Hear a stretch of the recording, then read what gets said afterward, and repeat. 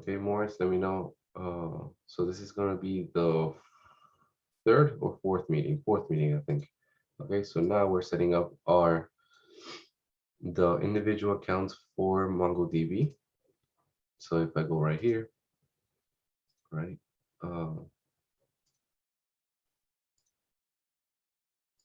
So if I go right here, let me just put this somewhere else. That's not right. There you go. Okay, so if I go to MongoDB, right, we had established a good connection. The only thing was that we were all using the same. Give me 1 second.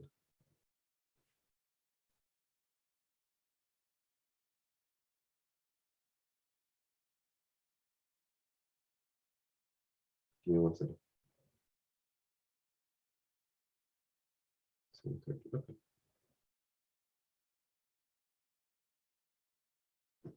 Okay. So the problem was that we had set up the MongoDB, but it was basically just.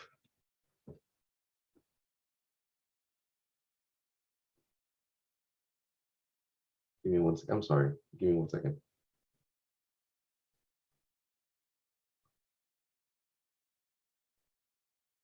Okay, we had set up the MongoDB, but it was all using the same admin connection. So instead, what I ended up doing was I ended up creating 10 usernames, and that way we can all use a different username. I'm of course going to be using admin, right?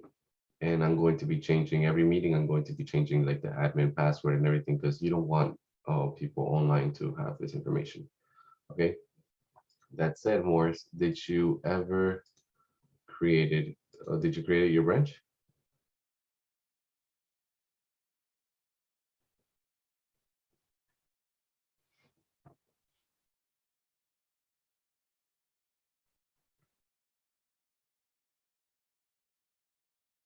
My settings don't show a branch. Still learning this. Okay, so it's super simple. Okay, just open up your GitHub desktop. Okay, click on the project. Oh, FIU GDSC web dev. You're going to see master. Click on master. Then you're going to click on new branch. Okay. Do your name dash branch. No. So don't do it through VS Code. This way it's more reliable. Okay. And once you do it through here, I will make sure that the branch is actually published. So once you create it over here on where it says fetch origin, that's going to be for you. It's going to be published. So you're going to publish it. Okay. Give me the green light whenever you publish it.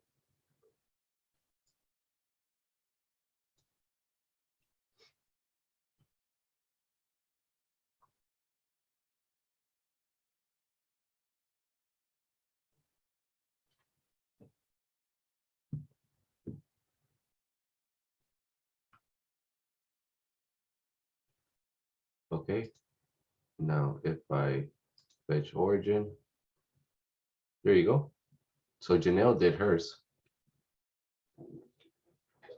Okay. So Janelle has now access to the branch, to like the main, and I have access to her branch. If I wanted to switch to her project, right?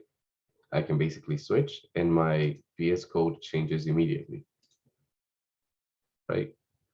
This is what she sees, except for this file, the .env. Okay. Hey, Ole.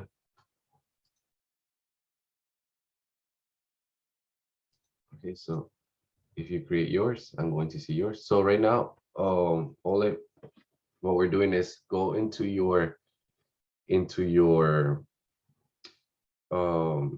GitHub desktop and create a new branch directly on GitHub desktop. Don't do it through VS Code. Okay. Make sure it's your name dash branch.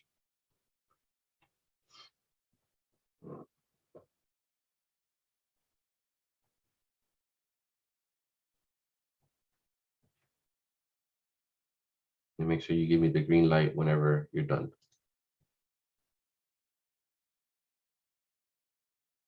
If you want more, or share your screen, and I'll be able to guide you.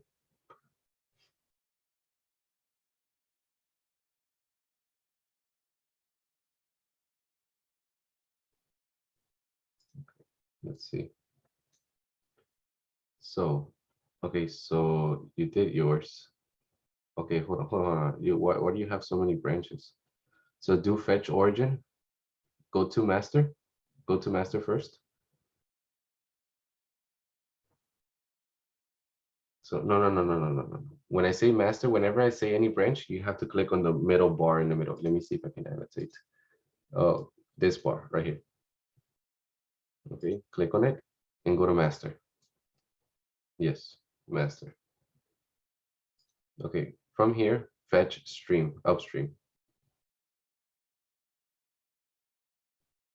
Okay, now click again on branches. Okay, so now you see other branches. So you gotta go to your branch. Okay, so yours should be up. Let me just check real quick. Let me just check.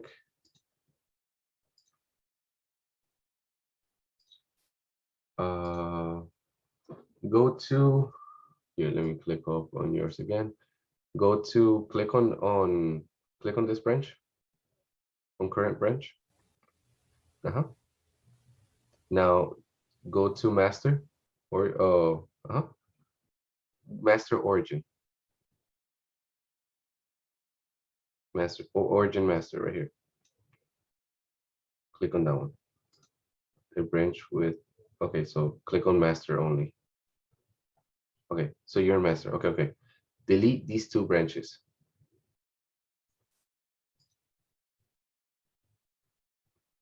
Yes. Oh wait. Yes, delete this branch on the remote.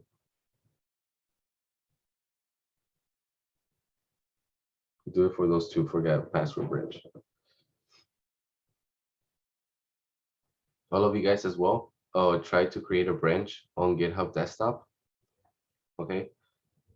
Bring changes to the branch or leave changes on branch. Okay, so if you have Ian, if you have changes on your on master, okay, just pull all the project from master and make sure it's updated. So you're going to leave the changes on that branch. Okay. Okay, perfect. It'll be easier if you guys just like talk. I'm just saying, so that way there's like a little bit more interaction. Hey, I was gonna ask you that. Remember last time that I had trouble, like with the npm run, Yeah. So and I that's had what I'm like, gonna get. So that's what I'm gonna get at. But I want you guys first to create the branch so that way we can work on the branches separately, and then yeah, I'm yeah. going to teach you guys what to do so we can fix that error. I Okay. mean, no, I was gonna say that I already like solved it. At least for me, I think like I had like some npm packages. I don't know why, like in my Oh, okay, issues perfect. So you folder or have, something, and yeah. it told me like basically like it tried to use those packages instead of something else. I don't know. It was like kind of weird, so I just like deleted them, and like it's working fine now. Okay, that's perfect. Nice. So you're gonna show me in just a second. Let me try to get Morris up and running. Okay, so you are currently on master. Okay, create a new branch. Okay, call it Morris dash branch. Okay, try not to leave any spaces. Okay, so the create branch, publish branch. Okay, so now give it a second. So now let me go into you create this, close one, thread, unsubscribe, trend, GitHub. Okay, let me see. Let me go into my GitHub. For some reason, I'm not getting yours, but I got Janelle. Did I add you to the what is it called? Did I add you to the GitHub? That's probably why. If you don't have access to the GitHub, you won't like this won't be creating. So give me your GitHub account. I'll add you right now.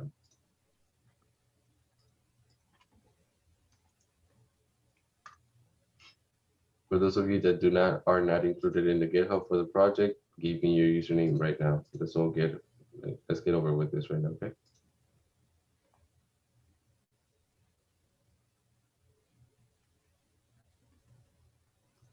Also, I should be seeing your branches right now. I'm not sure why I don't see them. I only see Janelle's.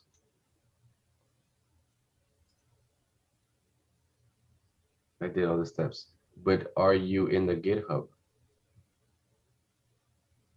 Here, let me share my screen. I need your usernames to be here.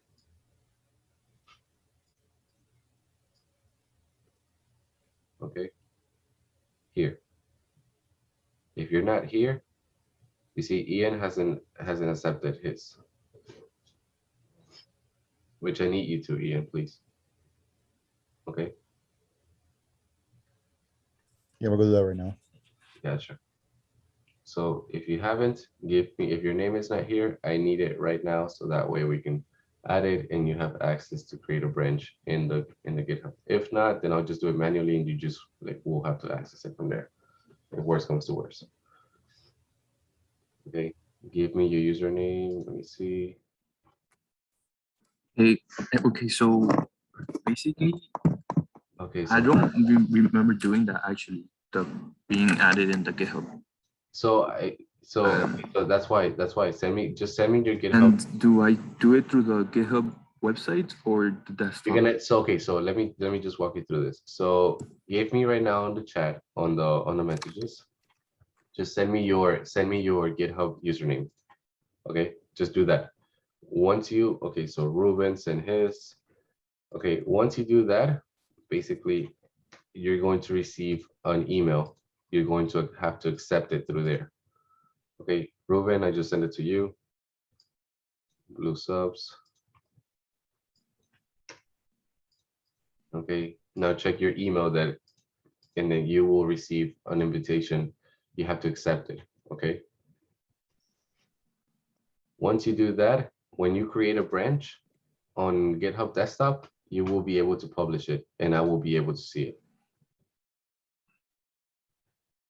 Okay.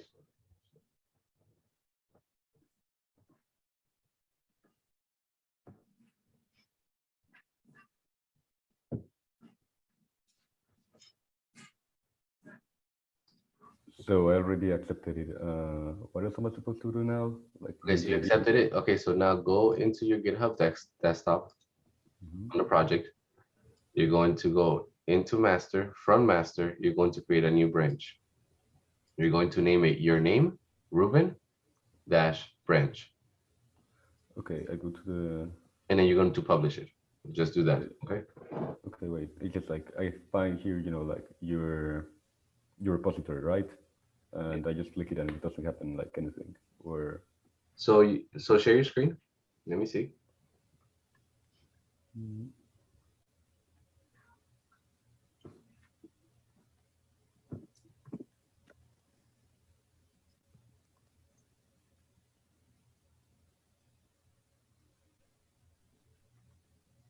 Okay, so you haven't even created. Okay, so click on the repository, and then we'll put clone as a repository from the internet.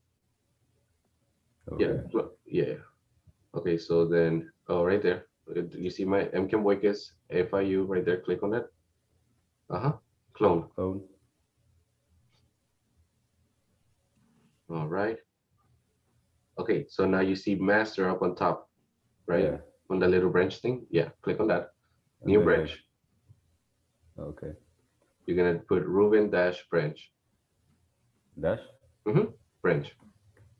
Now create branch. Now publish branch. Okay. So if I check it from my end, there you go. I see Harpreet, I see Ruben. Okay.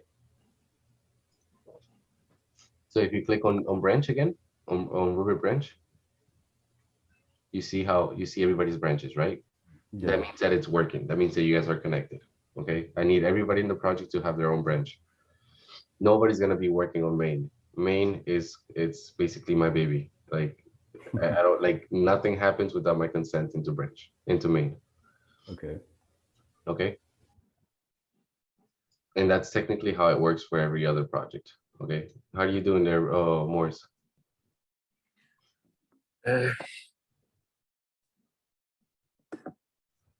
So if you accepted it, the invitation, then well, okay, so you accepted it. Okay, so now delete Morris branch and do it again. And now this time it should go up. Can you see mine? Let me check. Page origin. I see yours. I see Ian. Yeah. I don't see yours, Oleg. You probably are you in the repository? Is your name in the GitHub? Yeah, it is. It is Oleg. It's with a G, not an H. Is that okay? Yeah, it is okay. Okay, got you. So yeah, you should be. Share your screen real quick. I'm looking for my phone, so I can right now. Okay. How are you doing the branches? Like the same way you showed. Interesting. Okay. I don't see it here. I only see Janelle. I see Harpreet. Janelle, are you in the repository?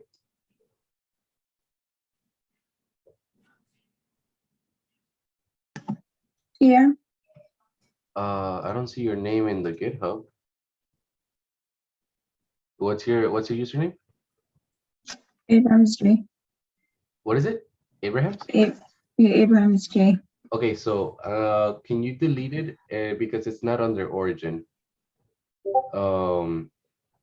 It's directly connected to the project. I want it to be, it's not directly connected to the project. I want it to be connected to the project. Can you delete your branch and do it again? So that way it's connected to origin.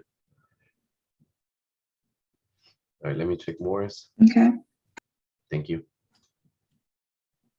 Morris, I don't see yours. Why is yours not connected? Interesting. Let me just create yours, Morris. Since it's weird. Okay, so Morris branch, delete it from your end. I'm going to create it right here. Publish. Okay, so recent branches. Okay, I see Heartbreak, I see Ian. Actually, did you already delete it, Janelle? Yeah, I did. Then Okay. I did it again. Okay. Try to delete it again. Cool. No, don't worry. I was just gonna say that you didn't have to. I just found out that you didn't have to. I'm so sorry. It's just a little bit of a tricky thing to get everybody in the same page. But you're in the right path. Okay, so Morris, did you see do you see your branch?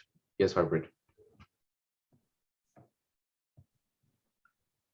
Yeah, I just had a question. What's up? Like when I pulled all the changes, I didn't see the env file. And like, is it supposed to be hidden via the git ignore, or am I supposed to see it? So I took out that env. That's something that I'm gonna give you guys right now, and Okay. and that's why the whole project is set up. And whoever pulls the project, this is like a safety measurement. Whoever pulls the project cannot get the project running without that env file. Okay. Thank you. So I'm gonna give it to you guys right now. Once I get everybody on the same page, and that way we can continue. Okay. Okay. Let me see. Fetching origin. Okay. So Morris, do you see your branch that I created for you?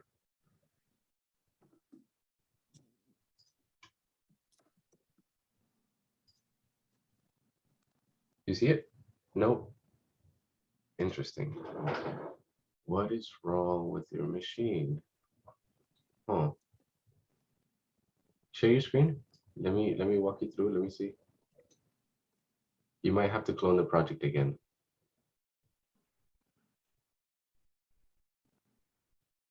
Okay, so yeah, so let's just do that. Okay, so click right here. Oh, let me annotate. Click on this. Click on it again. Right click on the project and delete it. Remove it. Also remove.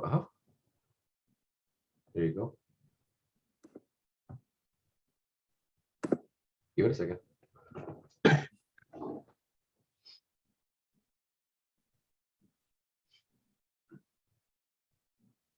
It'll probably just take a second to get everything.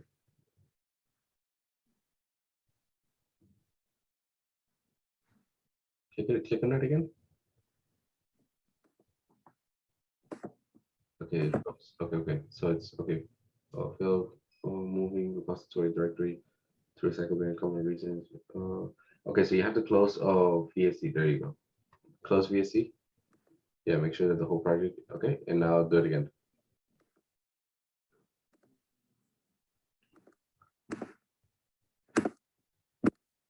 Okay, now I should remove it. Give it just a second. Yeah.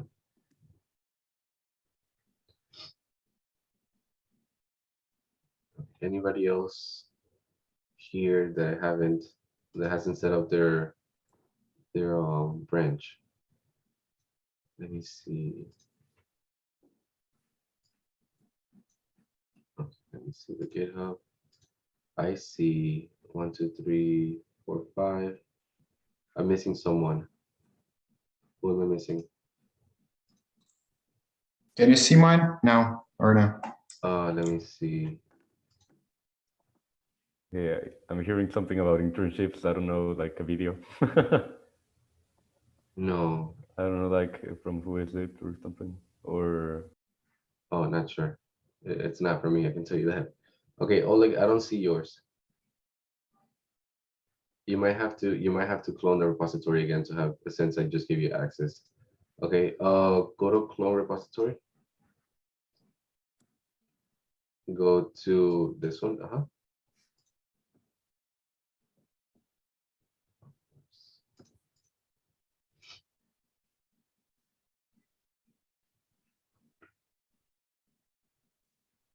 You can also create the branches manually through here.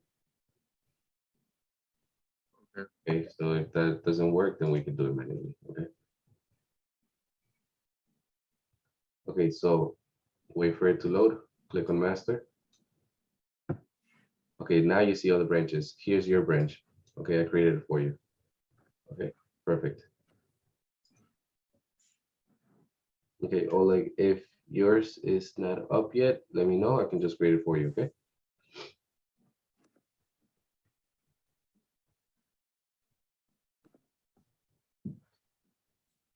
So Morris, every time that you're going to work on a project, like I said, let me just share my screen. Oh, it's on the chat. No problem. Every time that you're going to work on a project, you should go always to master, pull the latest branch, like pull the latest changes, do a pull, okay? And then you can jump onto your project, okay? And then I'll walk you through, like once we have the project going, I'll walk you through, guys, how to update it. So that way it's you're working along like the newest branch out there, okay? So hey, I was gonna ask because before I wasn't like, in this, like in this repository, but I still, had the program. So that I think like that means I made a clone of it and, use that as my. yeah, but remember that you're cloning the latest of master, okay? Now, hear me out. When you're working on your branch, you're basically just freezing the master, like that current version, and that's what you're working with. So you have to constantly keep updating it, your branch, okay? And the way you do that, and I'll walk you guys more through this, okay? It's you do merge, you have to go, let's say I go into your branch, Ruben, right? I would go into merge into current branch, right? And I would do master. That means that you're merging any changes from master into your branch. So you're bringing along the newest updates for master. That way you keep on working with like the latest version of master. Okay. Yeah, no, but I was gonna ask, like, before that, because I wasn't, in this repository until like right now, basically. Mhm. And last week when we were working, I had like actually like pulled, basically like the master's program. But since I wasn't in the repository, then that means that I must have made a clone of it. Correct. Yeah. You basically So did that, something called forking. You basically forked your own version of it. yeah. So how do I get out of it? You simply click on it and you delete it. Oh, I just delete my fork and that's it. Yep. Yep. Okay. Pretty simple. Okay. How are you doing there, Oleg?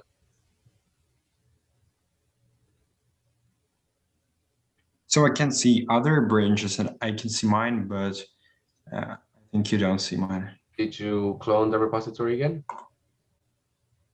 Yeah, 1 second. So delete. I did that, but delete the repo since I added you. Clone it again. Worst comes to worst, I make the branch for you. Okay, so that way you have a direct branch under your name.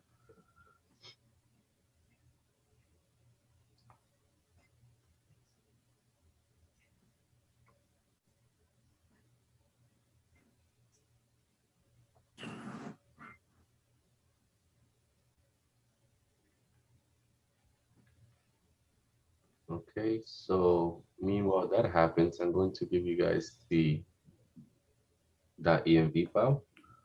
Okay. Do you all have a username that I gave you for the MongoDB? Yes, yes. Okay. I'm gonna take that as a yes. Okay. So I'm going to give you review into File Explorer. I'm going to give you guys my version of it, and all you gotta do is change admin and the password. Okay, and that's all you gotta do, and that should directly connect. I changed the value that it connects. Source auth source. Oh, and you might have to change this into your username too. So we each have our, yes, you do have, each of you have your own accounts. That way, when you run the program, you have your own account. You're not colliding with anybody else. Okay. And that .env file sticks with you wherever you go. If you go into your branch and that .env file is not there, all you do is simply go into File Explorer, you copy it. Like I would basically make a copy of this onto your desktop, so you have a copy of it. Okay. But like, let's get it working first, okay? In master, and then we move it on to your branch. Okay, so let me just do that. Let me go into Discord. Nice, thank you, Harper, for git pull. Nice. So now let me give you guys the file. Okay. So where can I get the .env file? I'm gonna give it to you. You just bear with me. I have a lot going on in this computer right now. Okay, server. So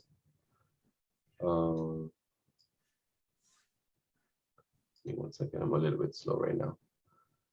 Okay, so this is my version of it. Okay, mind you, it says .env. The moment I copy it into Discord, it's going to just be env. You need to add that dot. Okay.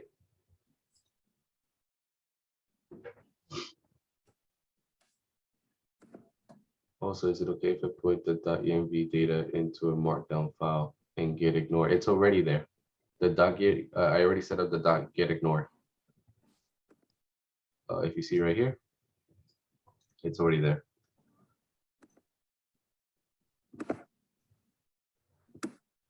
And the project's already there, already set up to basically ignore that file. So whoever doesn't have this file cannot log into the server. Okay. Which is probably going to be a problem for the people in front end, but we'll fix that later. Okay, let's see. All right, Oleg, I'm just gonna give you your branch, okay?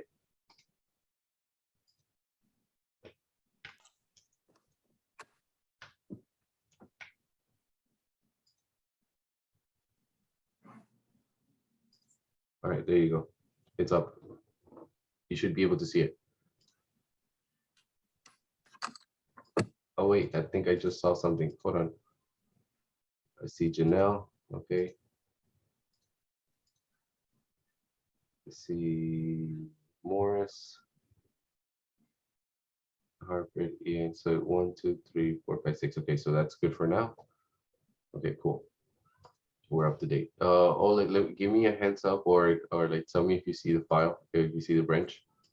Yeah, I can see, but when I'm trying to open that, it says that branch with this name already exists. So So you have to probably delete yours.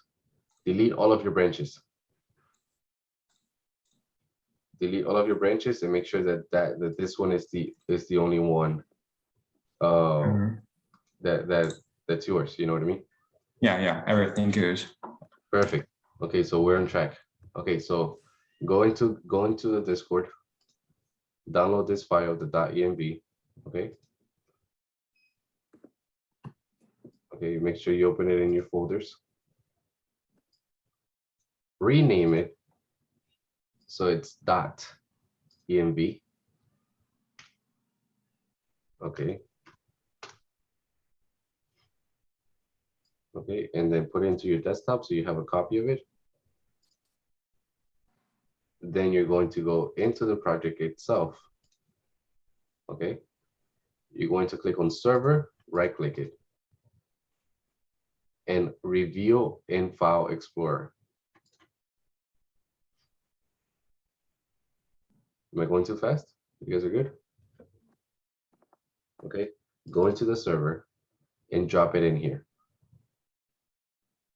Should look like this.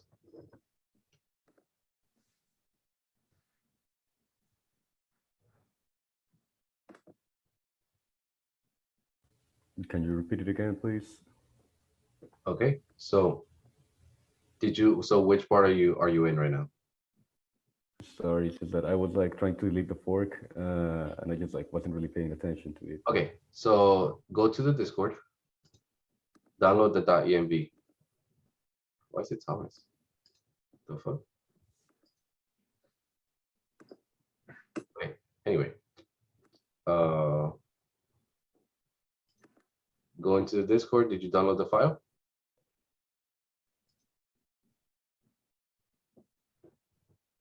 Yeah, I downloaded the file.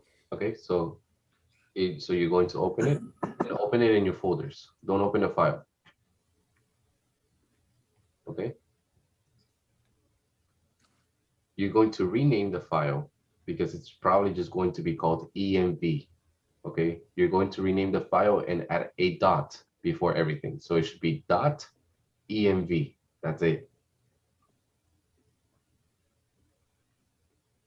Okay. Okay. Now drag that version of the .env onto your desktop. So that way you have a direct access to it. You're probably going to need it later.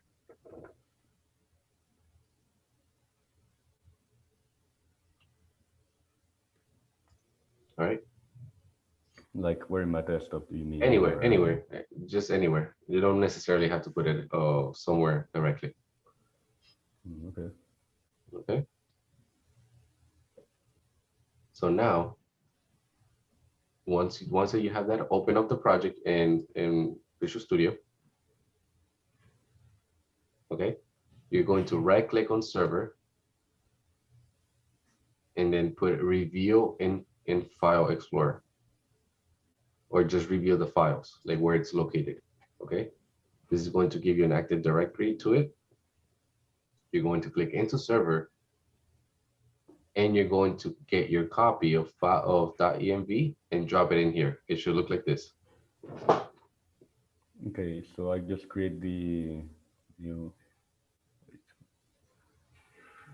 So just drag it, drop it, but make sure it's a copy of it. Okay. Chances are chances are you're going to need this later. Okay. The reason why it's called the .env file is because these are environmental variables. So whenever you work in a different project, you know, something that people don't want you to access in order to complete the project, they are going to probably be in environmental folders. Okay, just like this. Like I said, whoever doesn't have a copy of this cannot access this. Cannot fully access the server, the database, or anything. Okay. Are you good, Ruben? Wait, I'm still like trying to do it. It's like trying to create the new, you know, like Harper, you're the to man. put it like on the VS Code.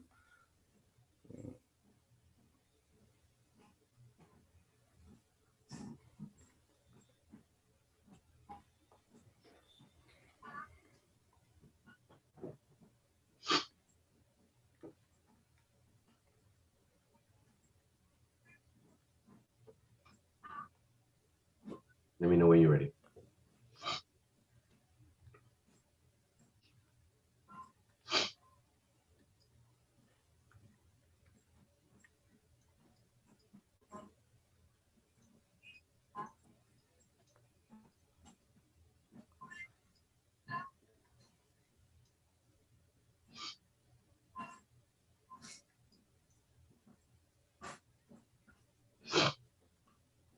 I'm sorry.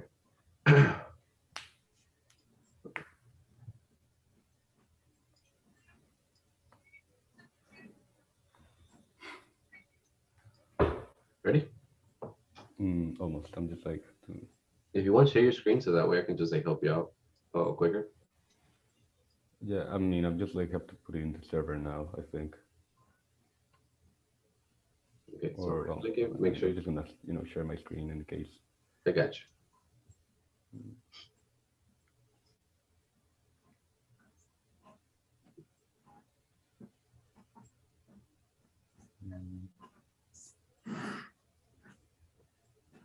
All right.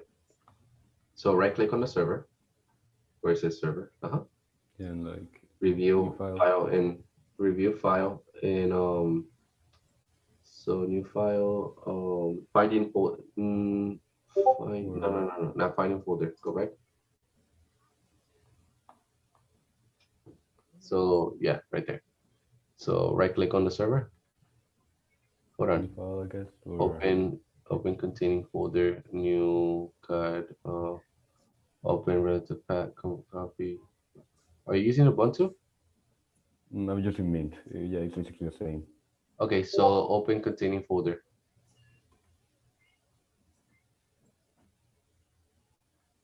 I think that should have. Can you go to the Active Directory of where this file is being saved, where this project is being saved? What do you mean? Like where, for example, like mine will be on in folder, like where you can actually see the files, like of this project, not in VSC. Although you can actually just drag and drop it, to be honest with you. Yeah, I mean, like over here I have, you know, like the AMD. So open folder. I guess copy and. So okay, so do this instead. Okay, so copy the .env. I already copied. Okay, so just right click it right here. Right click it. Let me see. Why is it not letting me? Like over here? No, on the left side. Yeah, there you go. There you go. You got it. There you go. You got it. So now click on it. The .env. Try to. It's already there. It's already there. Yeah. So click on it. Okay. There you go. Okay, so now so everybody click on the .env file. Let me share my screen. Yeah, and then all you're gonna do is change where it says admin to whatever your user is that I gave you.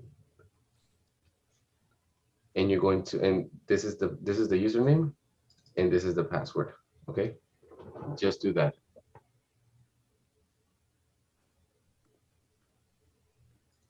Okay.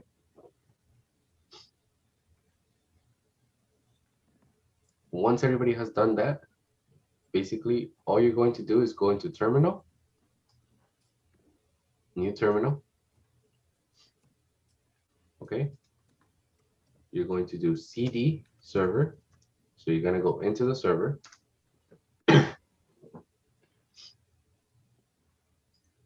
Okay. And then you're going to do npm start.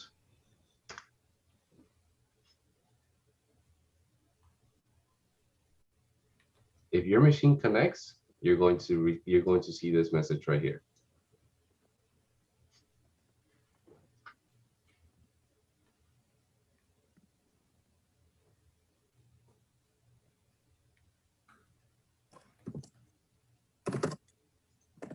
Morris, you should have your password.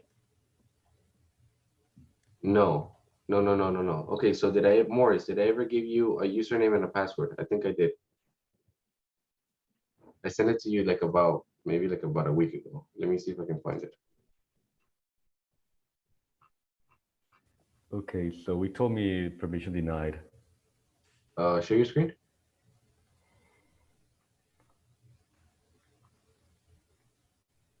Yeah, all the usernames are in Discord right here. So blue subs. Fuck, hold on.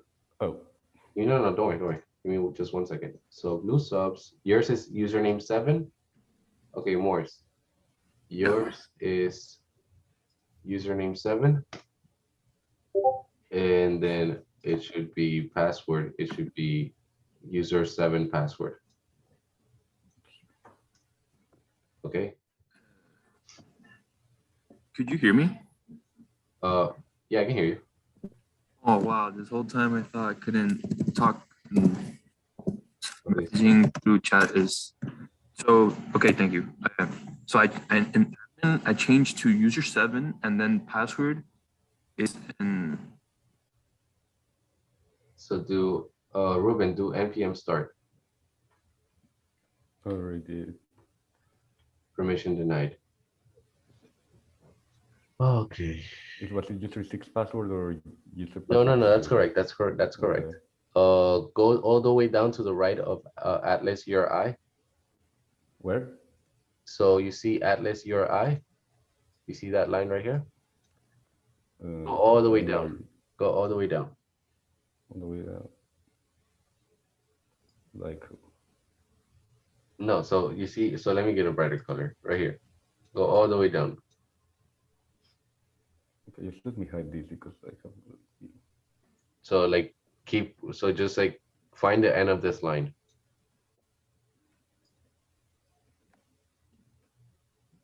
Like, Keep going, keep going, keep going, keep going. MongoDB.net, my first database, SSL true, Atlas, auth source, admin, retry. Okay, that should be correct. What is it? Says node one permission denied. Do npm server.js.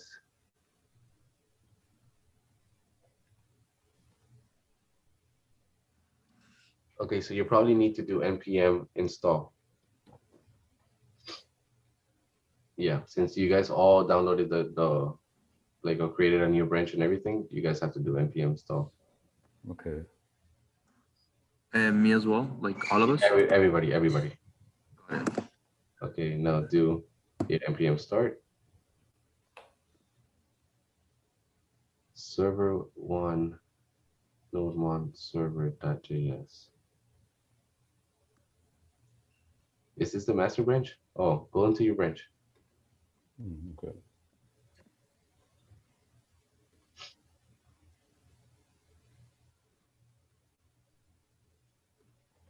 Okay, now you're in your branch.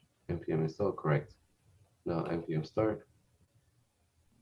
Okay, sh1 node one permission denied. Can you copy that line? sh1 node one permission denied, and look it up on Google real quick, Okay. like to see.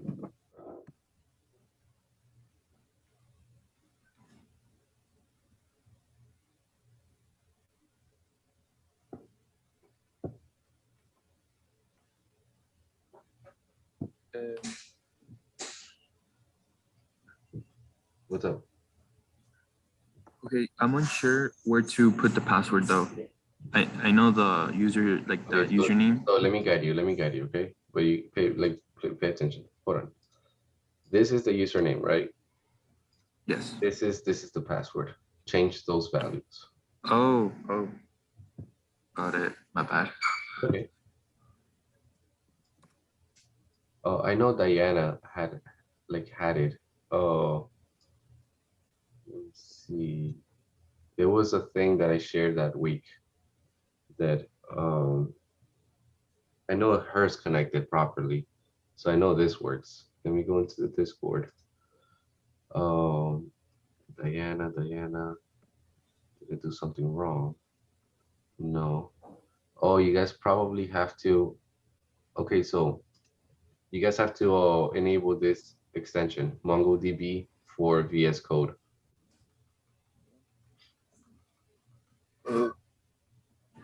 Okay, Alright. so enable that extension as well. And then go into this Stack Overflow that I'm going to send right here.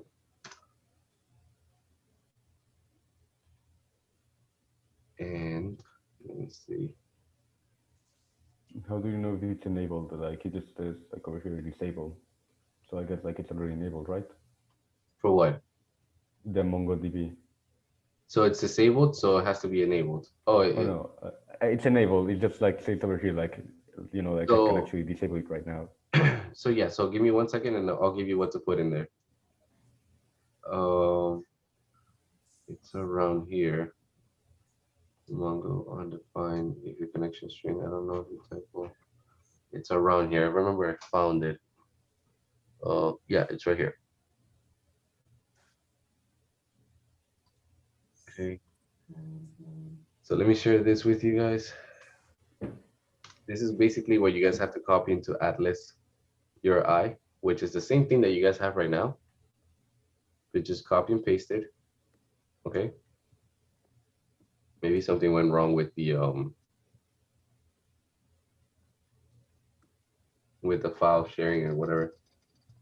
We Okay. copy that to the EMB file, or Yeah, so basically replace Atlas URI with that. okay. Not the port, right? Just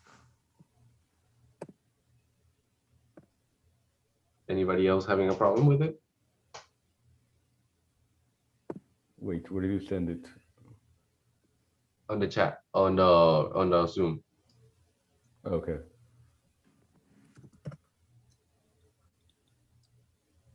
yeah, it was. I mean, mine doesn't say permission denied, but it just says Atlas error. Okay, so that's why. I'm Did changing did you get the extension, the MongoDB extension, Sir, and I am. and did you copy Changing- this line? So basically, on the MongoDB extension, up on the top, you're going to put this you're going to copy it, and you're going to basically go into, let's say, Mongo. Mongo. Don't do it in the .m file. It's what do you mean the .m file? No. Like- So here, if you go into configurations, it's going to open up. It should open up the. If you go into The Atlas, right? yeah, yeah. So the Atlas, and then it should ask you like to connect to the Atlas, and that's why you put like you basically like copy your like this line, right? Yeah. And you basically copy and paste that. You can also go right here, right? And once you download the extension, the MongoDB,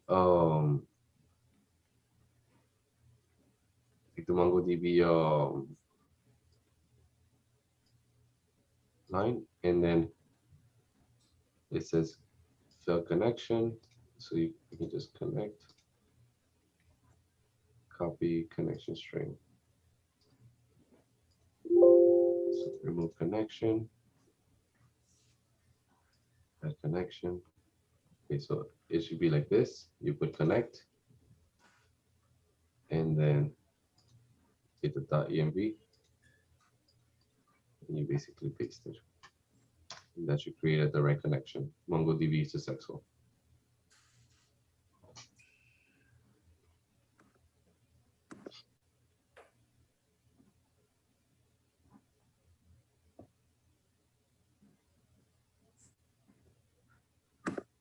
Janelle, Ole, Ian, are you guys good? I'm still kind of having problems like connected to the MongoDB. Wait. I'm getting the extension because the error that I'm getting is ERR systems call open. So I'm getting that, and then I'm gonna see if I'm still getting it. Sure. Yeah. So connected, and then let me see if you still get that connection. Ole, oh, you good?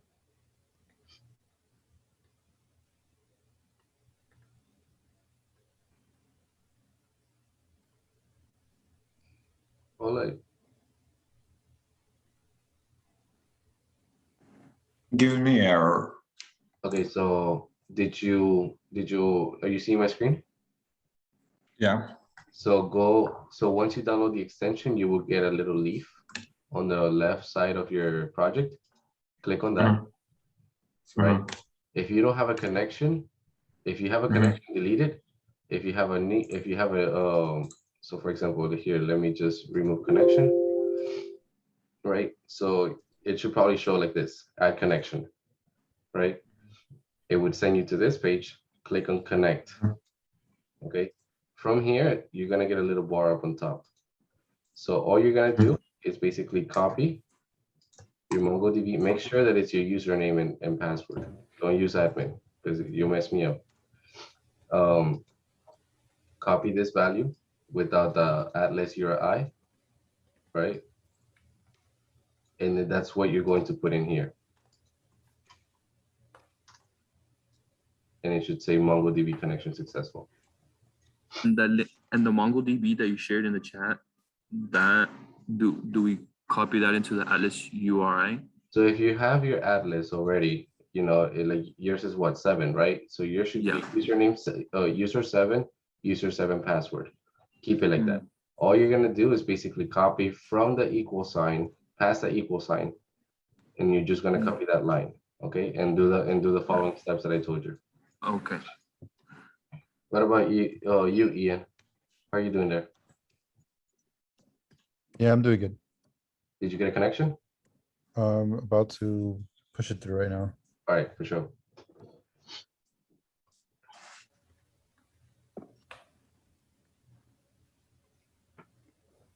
Okay, I think I'm connected.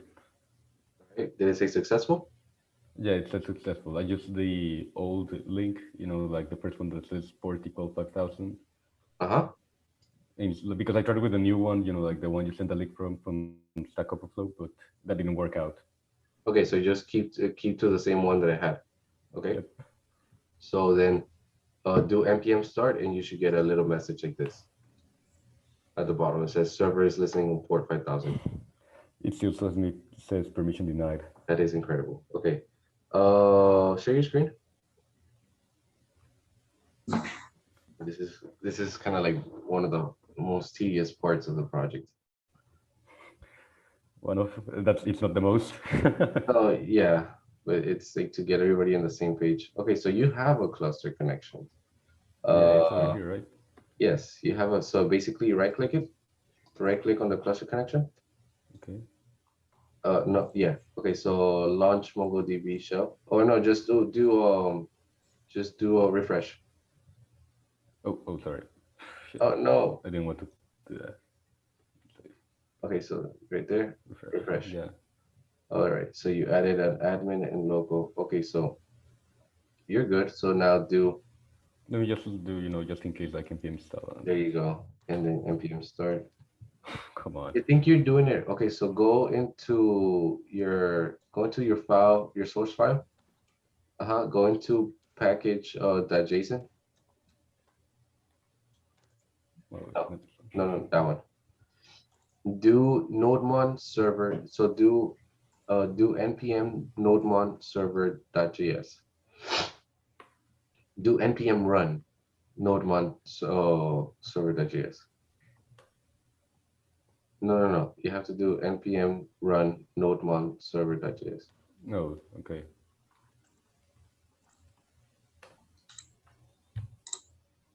So do npm run server.js. Oh wait, I just let me like go into the server. I wasn't like in that. No. You're fine. You're in the right one. You're in the right Oh, direction. I thought it was something. So So npm npm run server.js. Uh-huh.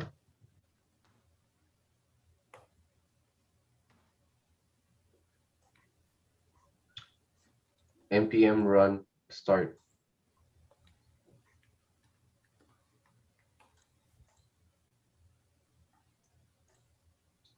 Can you copy that and send it on the chat real quick? I'm gonna try to look for it.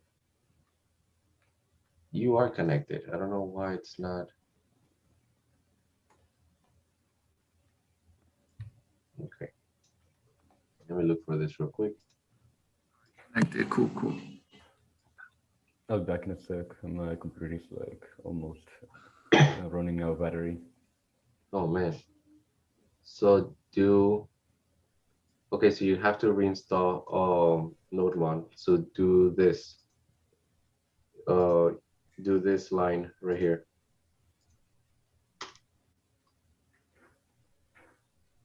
Okay.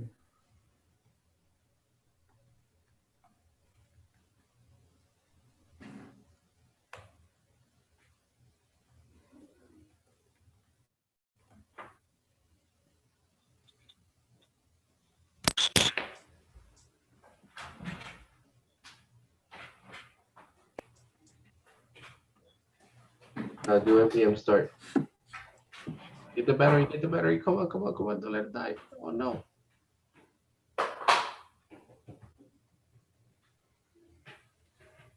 Struggle. Are you guys good? Anybody else? Boris? Yeah, I connected. It's You good. connected? Perfect. What happened? Mine's not connected at all. Still error. You also get an error? Yeah. Okay, so So you see this? Oh, so do npm start. I do npm start now. Yeah.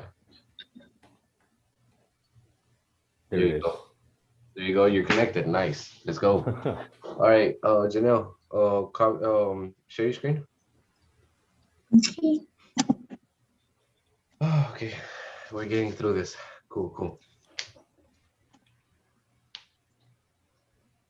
Okay, so copy from. Okay, so you did that. Okay, so I see your problem already. So right here, remove the brackets.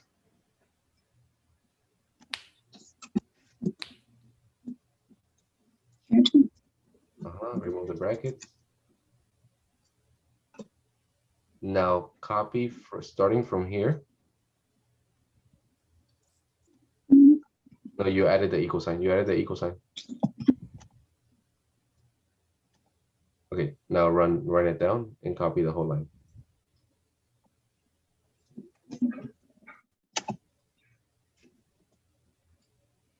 Now press enter. Okay, now click over here. Okay, so delete that one. I did. Yeah.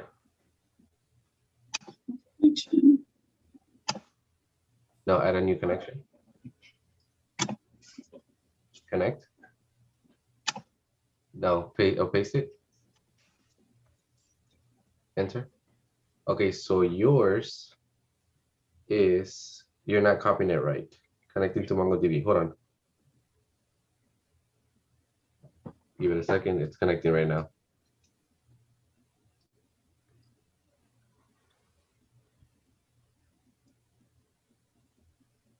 Interesting.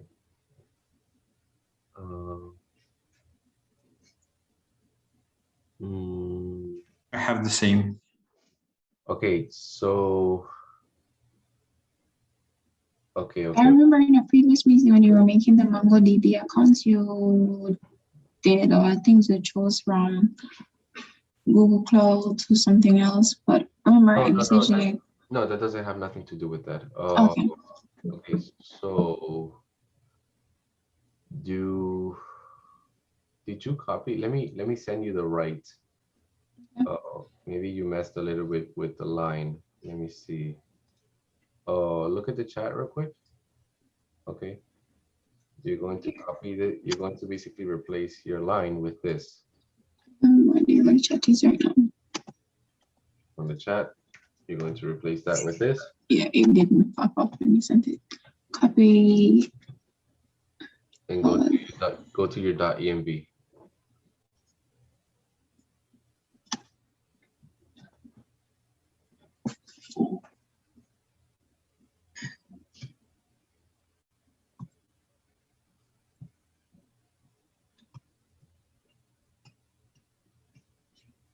So it's equated to the Atlas still large one. Yeah. Okay. Perfect. Now change the values. It worked for me. It worked for you? Yep. Good stuff.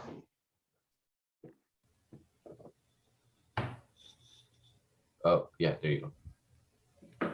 User 4, password. Okay, now copy that. There you go. And now attempt, once you finish copying that, make sure, no, that's not the whole line. Make sure you wiggle it a little bit so it goes all the way to the other end of the line. I believe that's it. No, the end of the line, the end of the line is it's majority. It says majority. You still have a little, you still have this left. Oh wait, What? why It isn't it? is. What? So you're not copying the whole values. Okay. So that's your problem right there. Make sure you copy the whole entire like line that I gave you in the chat.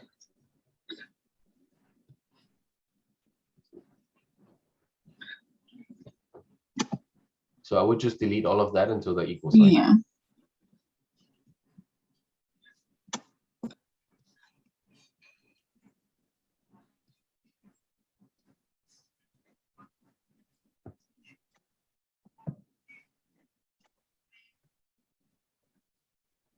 Okay, very good.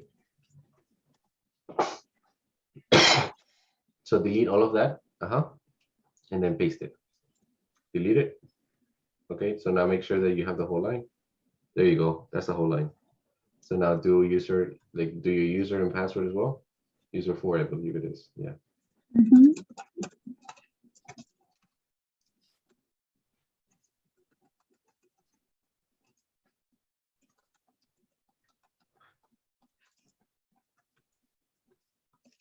Okay, now let's try this again.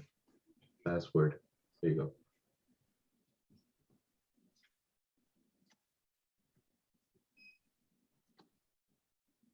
There you go. Copy that. No, people here. Now connect. Paste it. Successful. Okay. So now go over here and delete the other connection that is not. Delete this one. This one. So that way you don't get confused.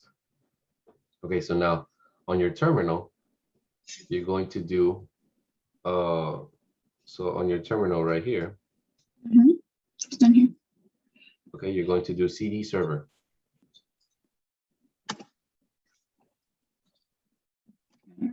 CD. Yeah. Server.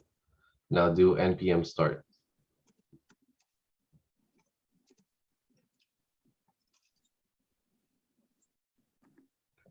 Yep.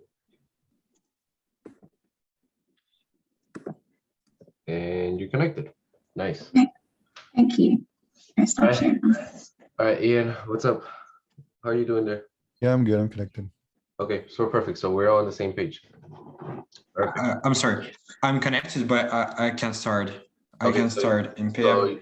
So if you see in the chat, there's a little line that says sudo npm install g nodemon. So run that line.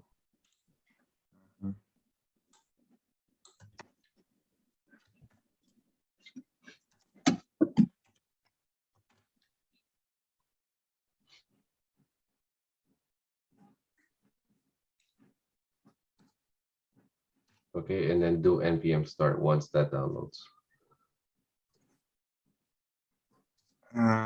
It says sudo is not recognized. What type of system are you using? Windows. Windows? So then open git bash. Go, if you see my screen right now. Oh wait, no, we're seeing, yeah, hold on, let me just share my screen. So if you see my screen, you're going to open up the terminal. Like this, in your terminal. You're going to click right here. You're going to open git bash.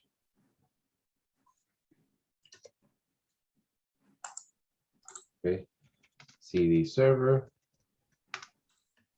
And then there, I believe you can do the sudo.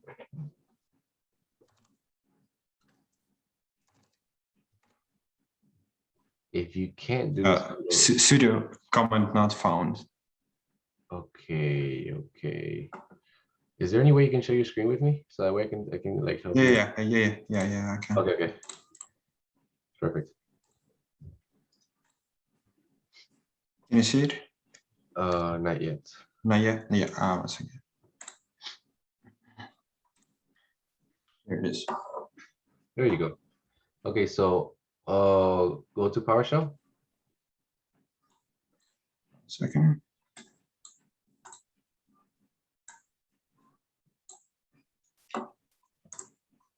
Okay, so it says sudo npm. So sudo is, can you copy from where you see on the top of the red line, you see where it says sudo, copy that and send it to the chat. You copy the error. You probably have to install something really quick. I think we had that problem with Janelle earlier this week.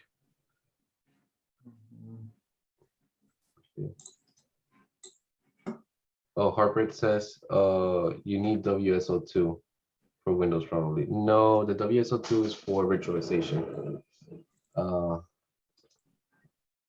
So copy that and send it on the chat in the Zoom. And let me just look at it really quick. Okay. Copy. Just paste it. Let me see something. Okay, let's see. Rails. Notification. So it says sudo is a Unix specified command designed to allow to carry the administrative task appropriate permission. Windows does not have it. You need to run the command with the sudo remove from the start. So yeah, just do npm install without the sudo. I did that. Yeah, no, keep sharing your screen so that way I know it works, please. Oh yeah. 1 second. Gotcha. Yeah.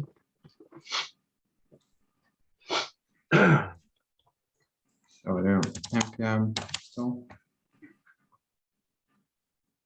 So do npm install, then do npm install -g nodemon.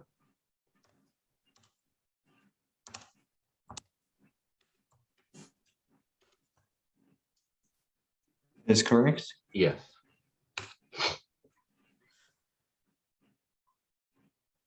Okay, then that should have worked.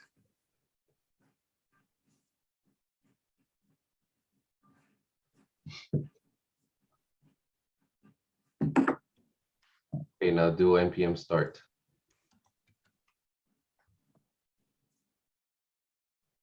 Voila. Oh, That's what I'm getting for all the time. okay, hold on. Mongoose error. The URI. Wait, let me read it. Hold on. The URI parameter open URI must be a string at the undefined. The first parameter to mongoose.connect or mongoose create. Go into, so okay, so you're going to have to remove. So do on your go down. Where? Go down. Yeah. So you're going to do this. You're going to do Control C. See. Okay, so now you're going to do RM space do N and then press tab. Do N. No. Just click on the yeah, and press tab. No, not enter, tab. I'm sorry. Yeah. There you go. Yeah, remove it. Yes. Y. Now you're going to remove, so do RM and do, let me see, you're gonna do P. Oh, tab. Don't press enter. Hold on. You're going to do P and then you're going to do press tab again. That one. Enter. Now do npm install. Do the whole word. Install.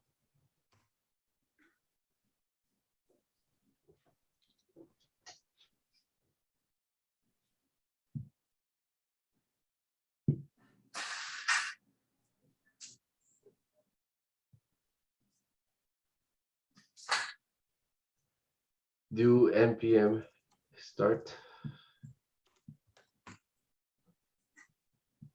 Come on. Node compile. Go up. The same. That's weird. Go into your keep that window open. Go over here. Go into your server. Did you clone? Did you clone the project again? Yeah, I did. That's weird. You're not getting any of the oh, I think I know why. Go into your extensions. Oh no, that's the source code. Go to extensions. Do npm.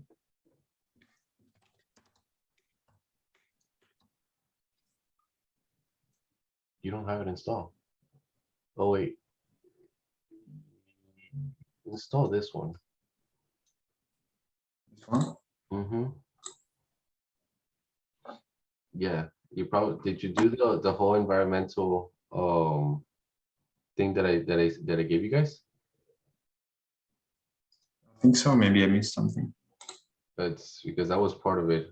Like you needed that. Okay, so now you can do sudo npm install. I believe now you can. Yeah. Install -g nodemon. Okay. So I believe you don't have all the things that I requested you to have. So let me go into Google Docs. I'll send you the link so that way you can go and see, where is it? Right here. Go into the development environment and I need you to have everything that's in there. I put in the chat. Okay. Okay. I need you to have all, like if you go in the development environments, I need you to have all the extensions that are in there.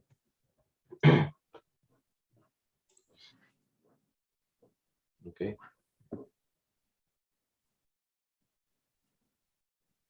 Okay, so that being said, well, let me know, just like go on the mic whenever you're done, okay? So that way we can continue with that. That being said, we're all connected to the database. So now let me continue. Okay, so I should see all of your branches. Perfect. Okay, so now let's continue. Okay, so last time we had talked about creating routes, correct? So now, Yeah. if you see your server, you're going to see a little tab that says import routes and create routes, okay, and middlewares. Okay, so now, as of right now, we need 3 different routes. Okay. And then let me see. Let me try to open up another one of my projects so that way you guys can see this in action. Right here.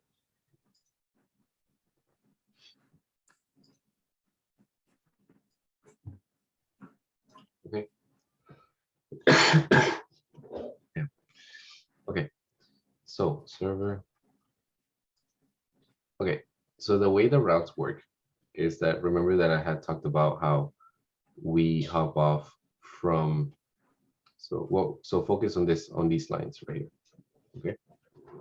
And let me open up the route so that way you guys can see. Okay. So right here we have authorization, which is going to be the login. Okay. For us, it's going to be, so create this as I go. Okay. So I want everybody to like basically have the same project, so that way you guys can have like as much experience from it and not just working from just one. Once we get this going, then like, oh, I'm going to have you guys like be more focused on your own branch. Okay. So don't copy it exactly like it's here. Try to do, for example, for auth route, do something like do const, do login router,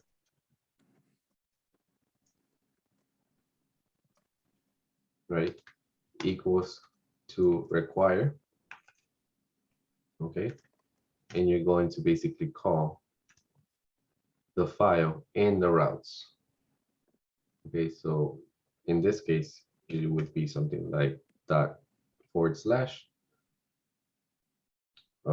routes. And then this would be login route.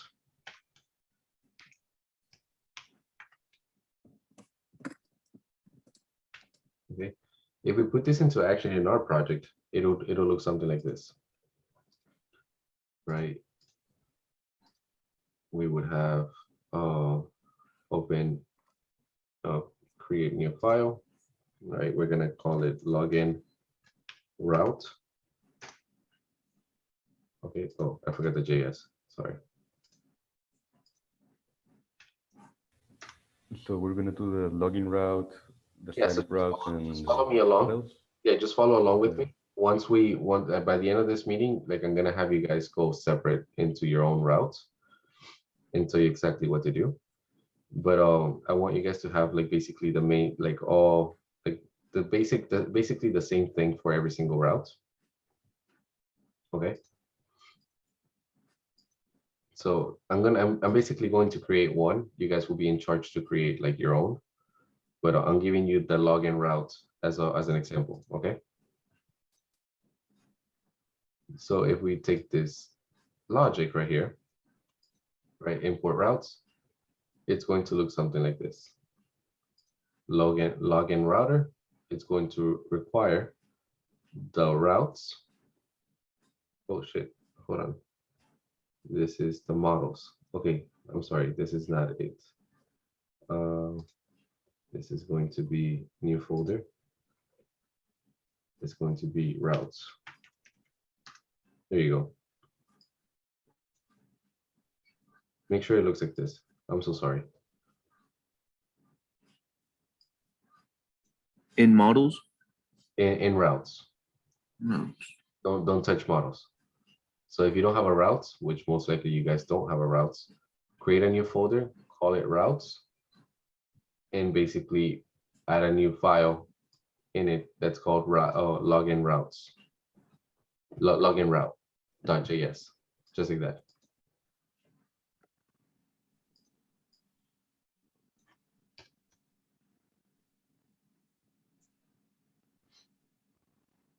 Okay, let me put this here so that way we can focus on this one.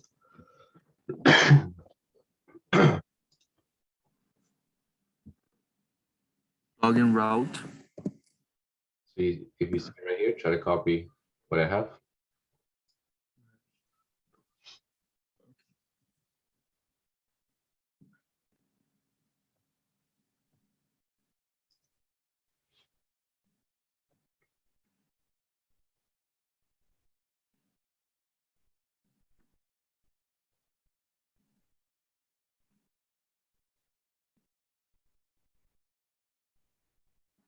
Okay. So now once you guys have that, you will write app.use.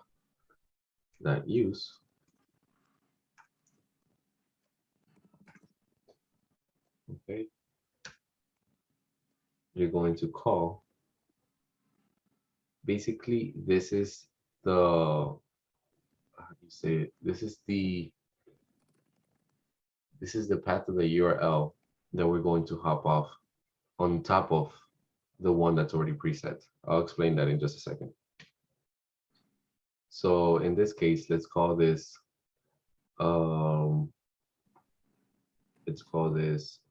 user login. Okay. Then it's going to intake the login router. Okay, so let me just explain. Once you guys are done, let me know, and then I'll explain what this logic means.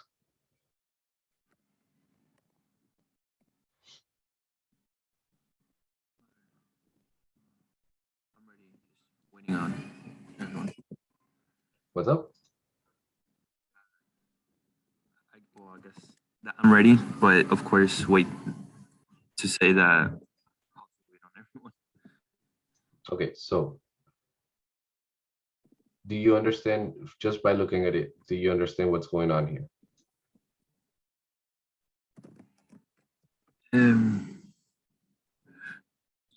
Okay, so we're creating a constant Okay, and we're passing it into the use method, so which is it's gonna connect it. I assume it's gonna concatenate yeah, the string. it's basically connecting to this file right here, and we're calling, like, we're basically using that directory to be called login router. We're creating a new const. Okay. That makes sense that it connects to the file. Oh, okay. And Total so sense. we're saying that the app is going to use this constant under the URL of user login. Okay. Okay. So now, like, do you guys all understand this? Right? So let me just give you a quick example. Let me just run the, I'm going to run the front end. So cd client npm start. Okay, give it a second.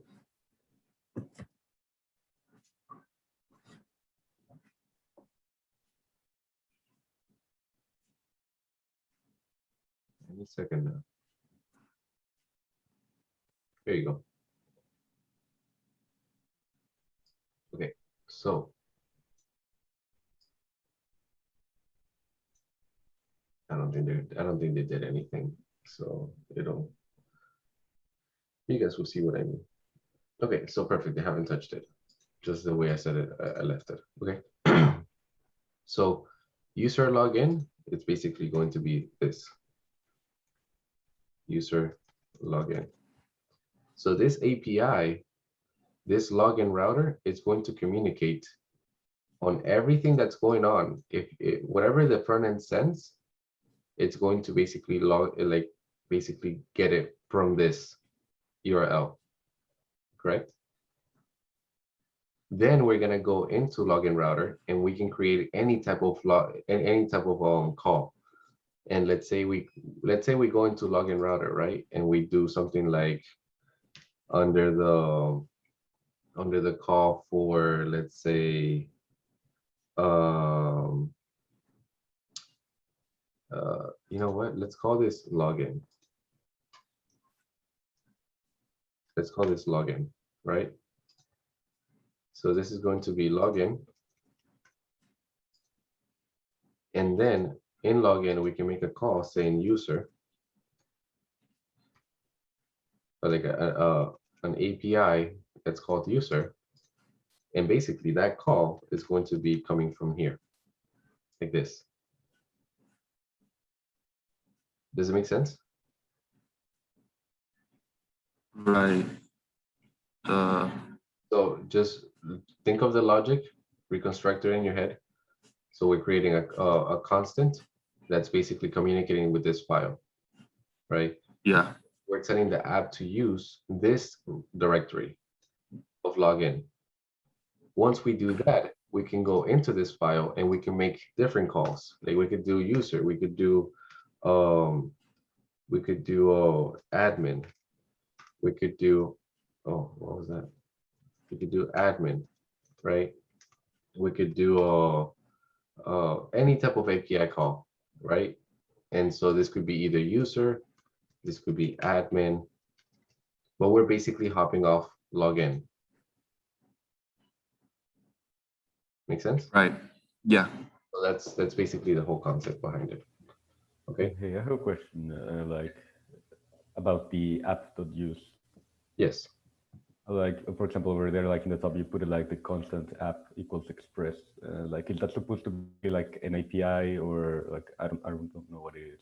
Okay. So whenever you make a call, so app.use is basically what the server is using. It has to be a constant. It has to be consistent throughout the whole entire app, right? So you can't, for example, just say express, you know, open and close parentheses .use or No. So it has to be specifically app.use. So app refers to the whole entire server. And it also, so it refers to express, right? So express is going to be what it's basically the communicator between both express is what makes the API calls, right? We want express to utilize, for example, URL encoding. This is to allow the API to receive data from the client, right? Then we also need every body to be parsed as JSON, right?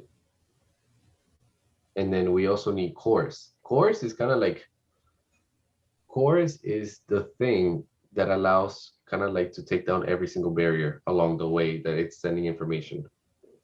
If you don't use cores, you're gonna get system denied, and denied. And like you're gonna have like probably 5 or 6 denied flags at the same time. Okay, so you want to use cores. That allows for every single call to basically be passed through. These three, when they work along with each other, it allows like basically the whole entire system to pass every call from front to the back and from the back to the front. Okay. That's why we want Express to use this route. Does it make sense? Right. So because the front end is going to be calling this login, like this is going to be their login, right? So in reality, this is going to be their dashboard, like their login page. Okay, cool. We're hopping off login, but then we want to make an API call based on something else, like user. Okay, that's where the API call to verify users is going to be made. Does it make sense? Yes.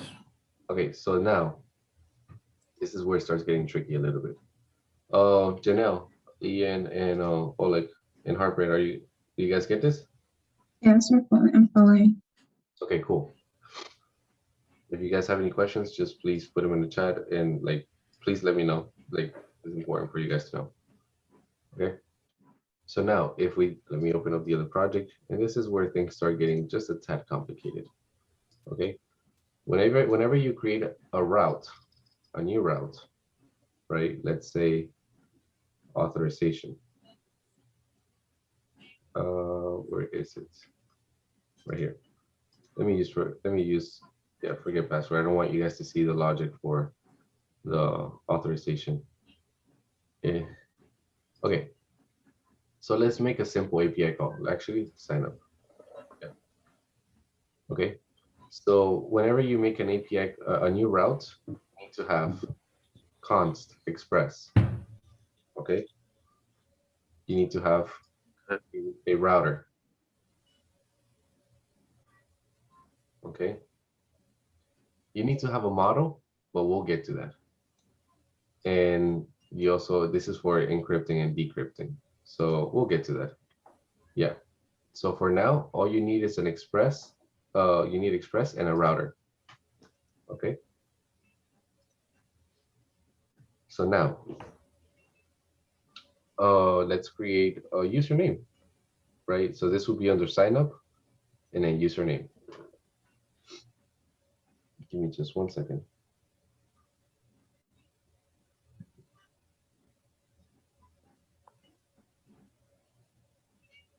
Give me just 1 second.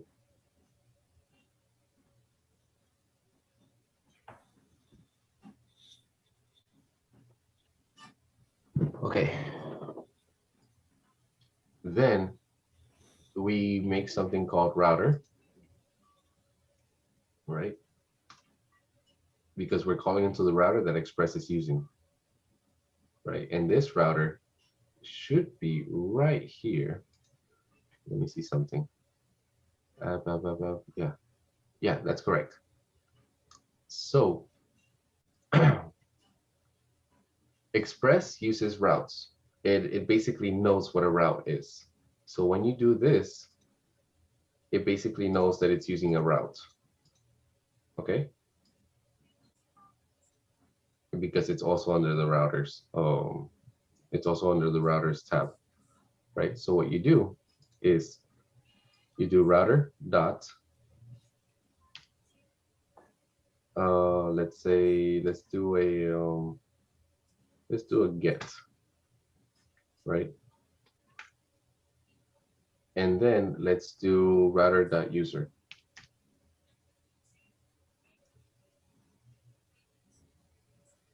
Right?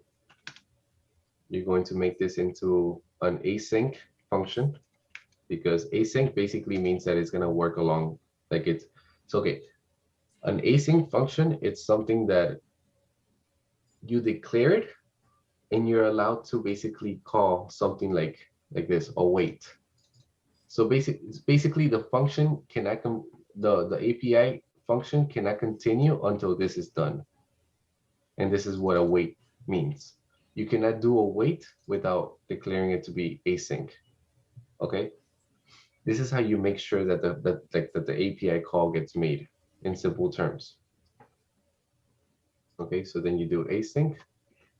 Then you do something called request. Let me just spell it out here. Request response. Okay, you make it into a function.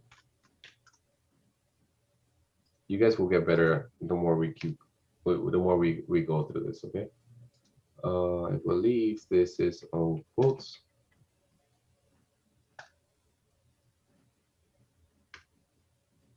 Okay.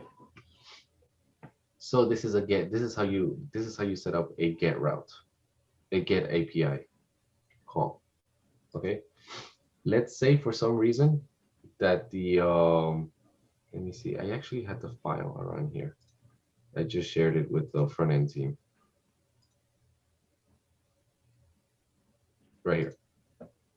This is what I give them. Right. So they're going to give us the username and password. Right. So the way we're going to do it, let me just put this aside. Smaller. Okay. We're basically going to receive the username as the request body, right? And the password.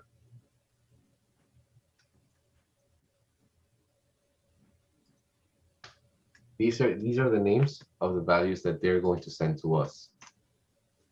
Okay. From there, why do we need to add curly braces?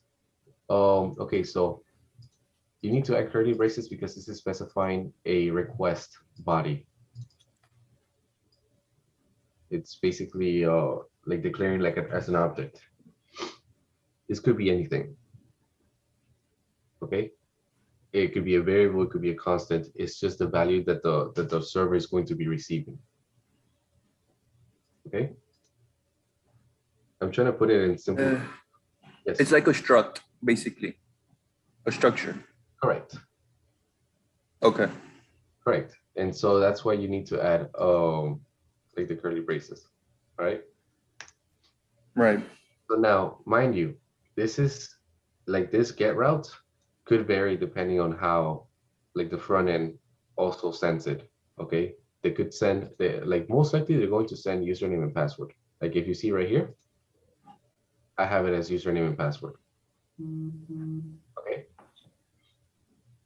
Now, let me just show you this. Okay. So if you go into the database, I still have to like learn how to set it up in MongoDB in the database. So that's probably for our next meeting. But let me see. So if we go into the database, right, and I see browse collections. So add my own database name. This could be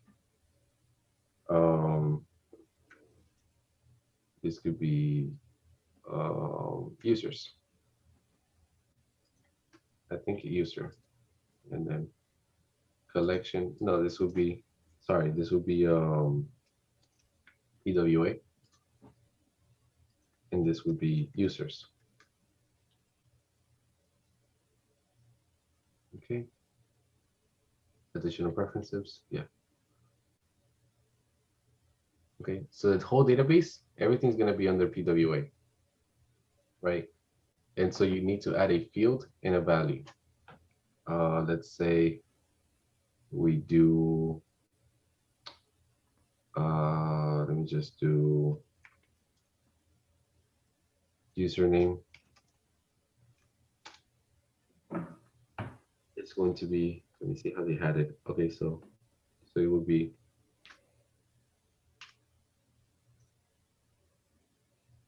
oh wow, hold on. Indexes. This is a whole thing to learn. Okay, so it's going to be username. Let's say user1. Okay.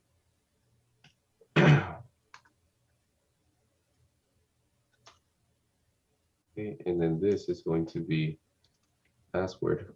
Mind you, it has to be the same value that we put, like the same name that we put in the like for example, if you put this under like camel casing doesn't count, right? So since we did capital P, capital U, it has to be the same. So password is to password 1.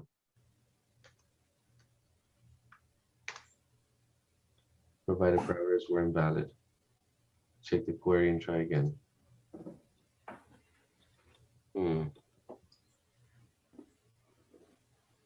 Oh.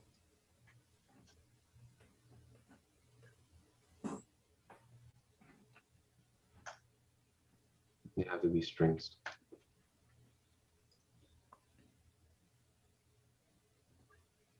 Okay, where did they get it? Where did it get added? Let me just copy this. Insert into document. So object. So let me just do username.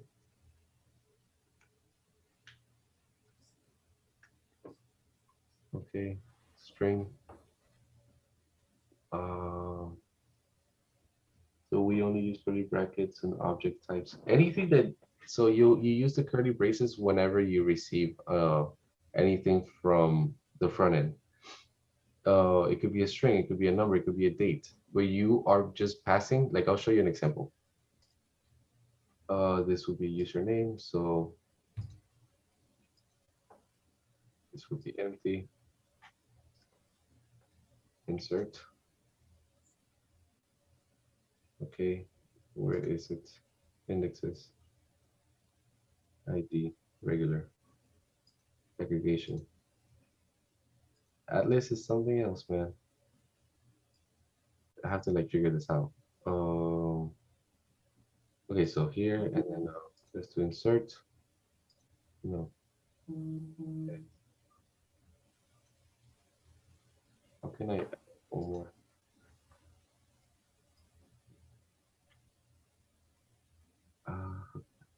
Okay, I have to figure this out. Hold on.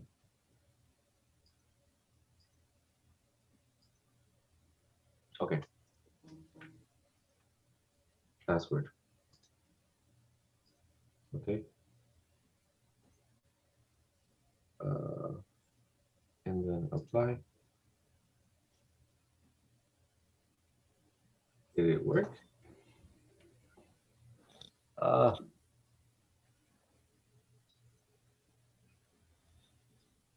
Okay, I have to figure this out later. Learning a whole entirety database is something. Oh, so we'll leave that for next meeting. But basically, the whole concept is like this. I can probably show you in this project how it works, right? So if I go to the front end right here, so this is coming from login, right? If I show you my logic, right? Here is the API call, right? I am passing the state of username and password. Okay, and I'm basically sending it on auth login. Are you guys with me? Wait, you send Yeah. it to or from? So this is sending it from. So this is Okay. this is my front end, right? Yeah. This is my front end. In my front end, I am basically making this. Let me just show you. I can probably show you like here. Where is it?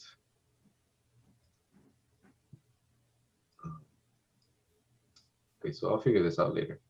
But if I go to my project, bear with me.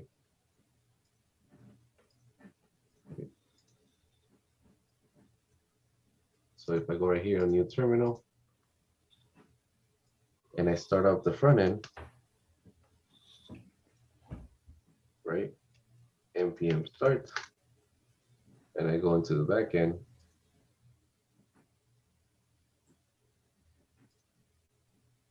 cd server, npm start.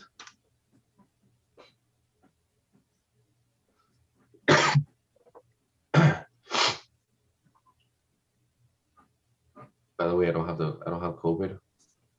I just get very, I already tested negative. Oh, I just get very sick whenever I do like all-nighters, like 3 all-nighters in one row. My body gets very weak. And Yeah. How did it go with the shell hacks? You know, because I saw your video from this year. You know, like it was the VR. Yeah, we didn't get to we got to submit it, but it was interesting. Okay, so let me just explain this logic with this next to it. Okay, this username, it's basically this. Okay, but the front end is sending username like this. This doesn't matter. This, like, basically the field, this is the field and this is the value. The field doesn't matter. What matters is the value. Okay, this is basically this. So if I were to put user1, username is currently right now is user1. And why does the the username from the left like doesn't matter? Like wouldn't it be like important, like for it to be the same as the one in the server? Correct. For it to know like where to send it. Correct, and that's what I'm trying to get at. Because if you do, for example, right here, I have user, right, username. In authentication, I'm receiving this as username. So if I put this side by side, right, this name has to match this. Only that one, not the one on the left. Correct. Then The what one else on the can you left, do? the one on the left is like the variable storage, right? That's what it is. Correct. No, so Like- this is called a field. A field. Yeah. And this is called the value. Okay. So field value. What we're passing is the value. And what the field supposed to do? The field is supposed to be like the current state. So this goes all the way into another concept of how states are. you see like username and password start out like as empty. But throughout the whole process, throughout my whole logic and everything, I basically make it so that the username, whatever that the person puts in this field, becomes username. Okay, so if we put user1, this is what username is going to become. Okay, then it basically makes like this makes a call up until this point. This is the API call. This is what's going to get sent to the server. In the server, we pick it up as username password equals to request body. Make sense?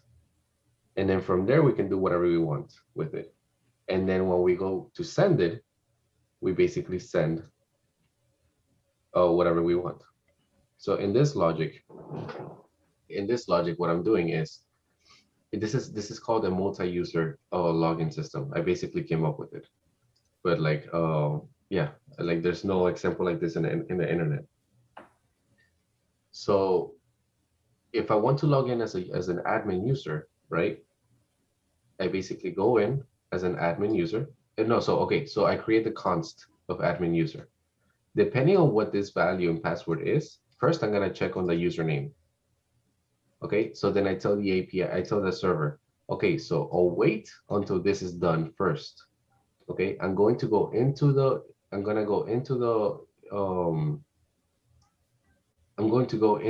server, into the database, and I'm going to find one value, right? One row where the username value equals to the username, where the username field, it's the same one as the username value that it gets passed on right here. So the username field is like supposed to be the one in the database? Correct. Let me show you my database. My database is completely different from what we're going to be working on, but like this will give you a good overview as to what we're doing. I'm working with MySQL. We're working with Mongo. Okay, they're two different databases. But like just to give you like an idea of how this is working. Okay, so if I go into let's go into admin, right? So you see there's a field called username, and it's admin, right?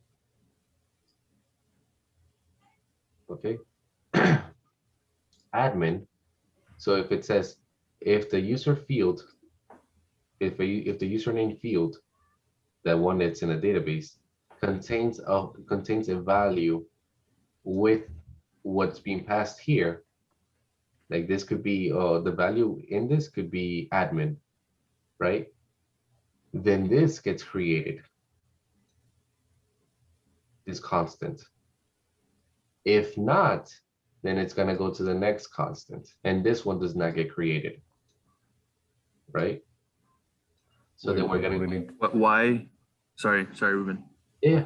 No. I mean, well, I was just gonna ask, like, I mean, wouldn't it, like, for example, like it finds, let's say, the admin user, and it actually like is the one, you know, like the field is actually that one. So like it creates the constant, like the constant admin user. It would still try to create the manager user, right? Because it's not an if. It would still try, but since it wouldn't be able to. It wouldn't be able to. Okay. Okay, so let me just show you how this works. So if I put admin, right, and I put in my password, it lets me in. Right. Well, why is there two like usernames? Like why? Multi-user. I want to be able to log in as an admin or as a manager. In this case. Which one has more rank? Like the manager, like admin. I'm developing everything so admin can have like can have access above all. Okay. So I have to protect admin at all costs. Okay. Okay. Yeah, and what does manager have? Like in this case, I mean, like for example, so manager in the database manager. Look, let me show you. So manager, if you go into manager, it has all these fields: ID, first name, last name, username, email, password, restaurant name, and more values. Okay. So I could probably go into this one. Let me see. So basically, since there's only one admin, it'll try to create the admin first. If it fails, it goes on to the next one. If it fails, then it basically sends an error. And it says wrong username and password combination. Wait, so you only have like, you can only have admins and managers. Well, I could have as many as I want. I just have to put the process that basically keep going and keep trying onto different databases. But Yeah, but right. no, Okay. there's, sorry. Like, I know what you're asking, Ruben. You're trying to ask that. And there's no regular person in this for this app, right? So that's the thing. So you always want to have an admin user that's able to control everything. So let me just show you the hierarchy of how things go. Let me open up this one. Okay. So the hierarchy is like this. Oh, Okay, so you have admin, managers. I'm gonna have hostess next. Right, that's gonna be the. But the way I'm gonna create this, a multi-user, it's basically I can do this, and I could just say, hostess user, and then I have to create a database in the called the hostess here as well. So this would have to be hostess. It's gonna crash. The database is gonna crash, most likely. But that's how it goes. When it doesn't find a user with the admin user, it goes to the next one. If it doesn't find a manager, oh what? Oh no, okay, that's good. If it doesn't find a manager, it goes to the next one. If it finds the user, like whatever value is being passed here in hostesses, then it gets created, the constant. And then that constant, let me go onto the the next logic. This is only to find the username. We haven't done anything with the password. Okay. The password, then, for example, if admin user gets created, right, then we're going to be able to use admin user. So if admin, this logic says, if admin user is created, we're going to use bcrypt to encrypt the current password. And we're going to compare it with the one that was found in the database. If they match, then that's what gets sent to the front end.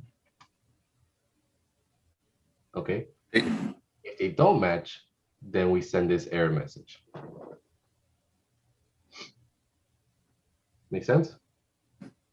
Mhm. right. And so like, So what's up? yeah, I was gonna ask specifically when you're making the constants, it says like await admin.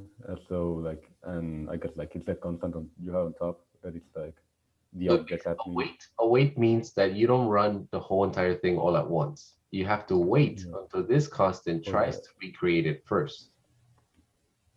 Okay, you can only use await by using async, declaring async up on top. Yeah, what I was asking instead of like, it says admin.find1. So what is that admin? Like, where does it come from? Or So admin is the database called admin right here. okay. So it basically goes into this. So admin, actually, if we go, so this is something I'm going to teach you guys later, is the models. That's this right here. So if we open it right here, let me show you on the models, right? This is creating, a model is basically something that gets created when the, like for example, the app connects to the database, right? The app connects to the database. If this database is not connected, for example, let me delete rows because I don't think I have anything on the rows, right? So yeah, there's nothing on the rows. But look how, if I delete this, if I drop this table, drop now, right? So we see here that we have admins, managers, and users. We don't have roles anymore, right? Every time the API gets made, or every time the server gets refreshed, look at what happens. Like, look over here. A model, it's basically going to create that for me,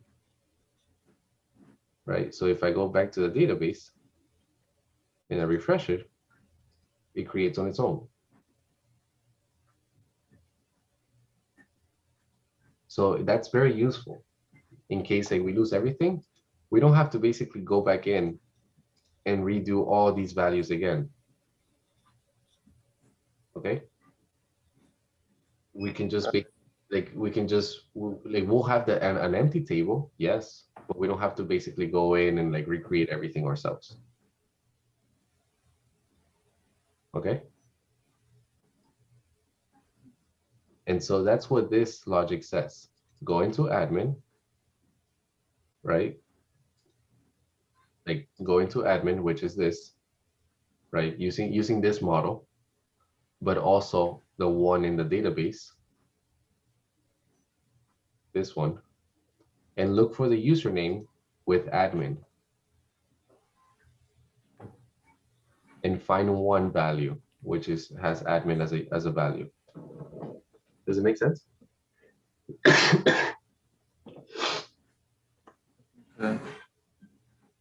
Yeah, I see it.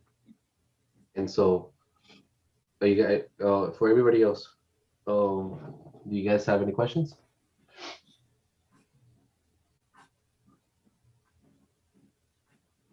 Harpreet, anybody? Janelle? No questions. No questions? Okay. Harpreet, are you good? Yep, I'm good.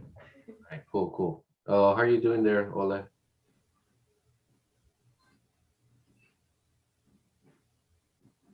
I'm still trying to solve that problem. Okay, so let me try to I'll probably end the call like early, and then I'll hop on with you to help you out, okay? Okay. Gotcha. So in terms of understanding how the API works, right? We have, if we go back to our project, right? We basically have the base for our thing right here.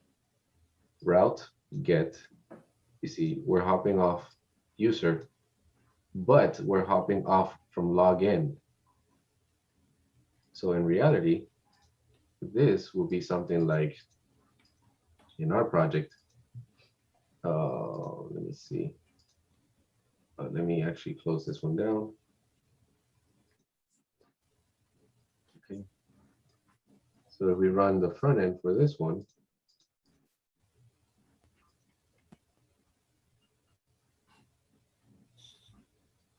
CD client, npm start.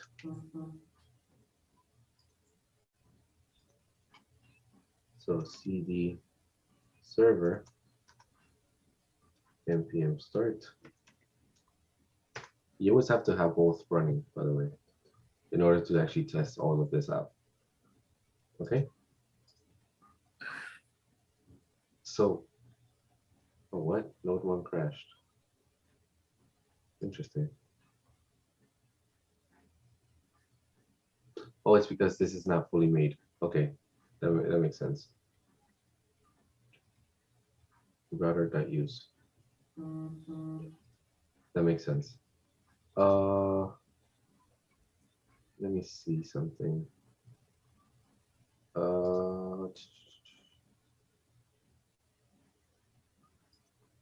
Models.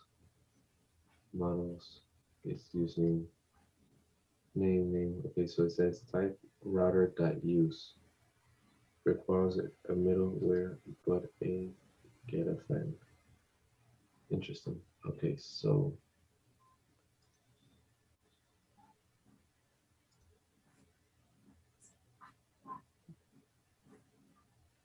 this is correct.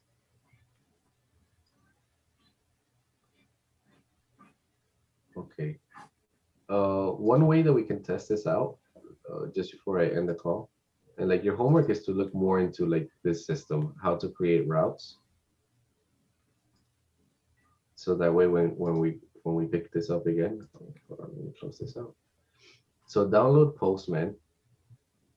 You guys already should have downloaded it, right? Let this load. Let me go back to the project. What's up? That wasn't in the, I don't remember downloading that. Like, was that part in, Yeah, I that's don't in the remember that dev one. setup thing? I believe it was. If not, they download it right here. Okay, yeah, it's fine. It's called Postman. Okay. So the way that we test our API, okay, it's by doing this. Log in, user. Okay.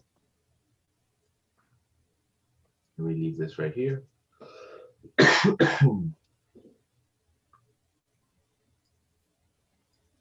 Okay, let me close this out. Okay. It's going to be, okay, so let's say we, give me 1 second, let me try to test this out. If I remove this, it should work. App crashed. Type error, router.use. Interesting, okay.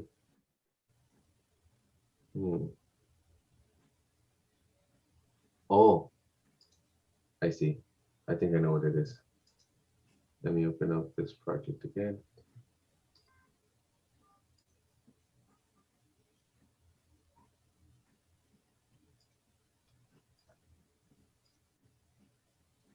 So if we go into a, yep.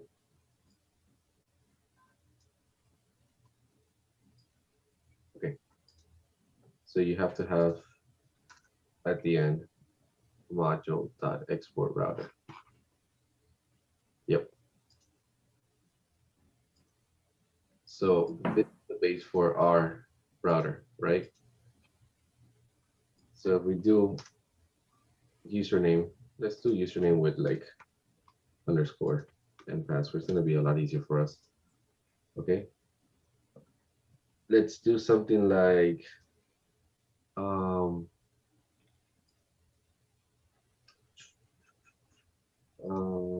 that's the thing though. We don't have anything in the database.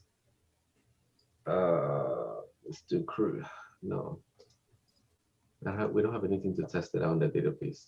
So, for example, if we do this call right here on Postman, this is what's going to be called, right? We can just say get. So we can say response, maybe response.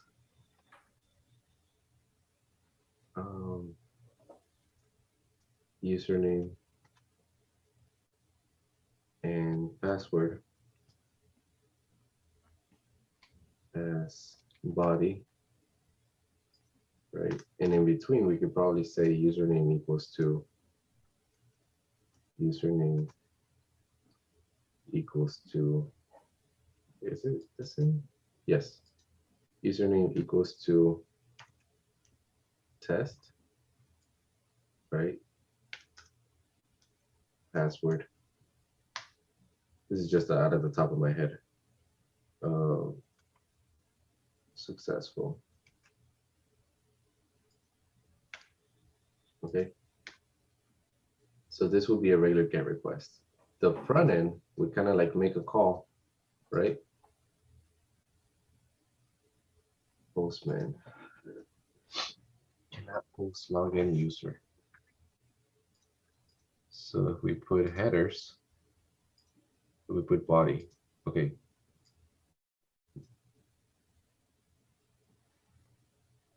So if we do username, so to test it out, you gotta go into body,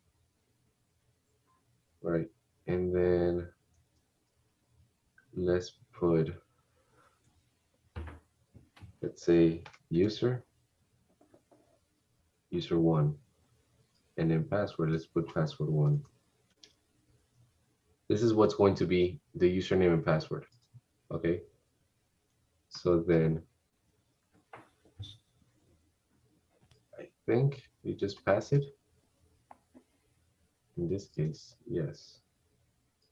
We could probably do something like console.log username and then console.log password to kind of like show us what we're being passed, and we just return it. Okay, so this should work. Login user.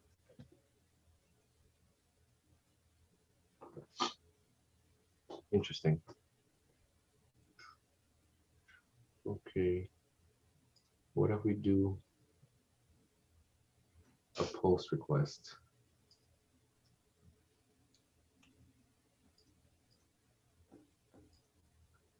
I have to like find ways to teach you guys because I look specifically for what I need at the moment. I don't really usually take the time to. So can I get post? So get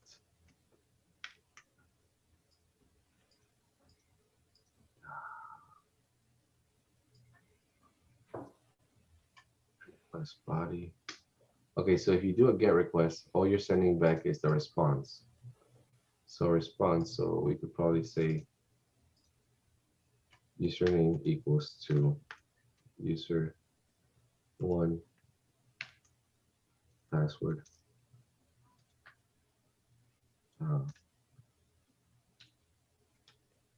Password 1. Okay, and then that's what we're sending back. Yeah, and we don't need this. Okay, and that's login user. Pretty raw.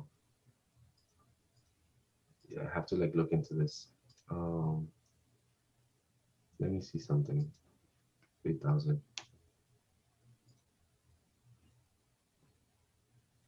Can I post?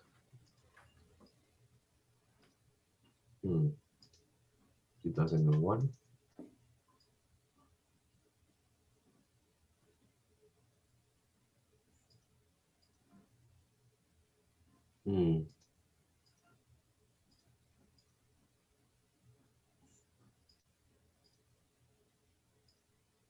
Raw. Okay. Our thing is listing on 5,000. This is always where it gets complicated. Let me see. It's established. It's listening to 5,000.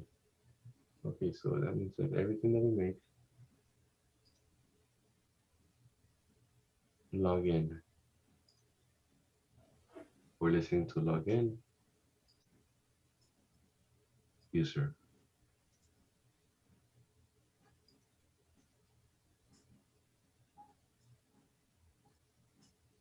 I think that's right, like that.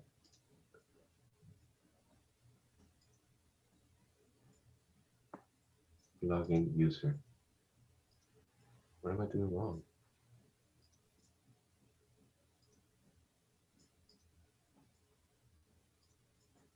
Body. HTTP localhost 5,000. Login user.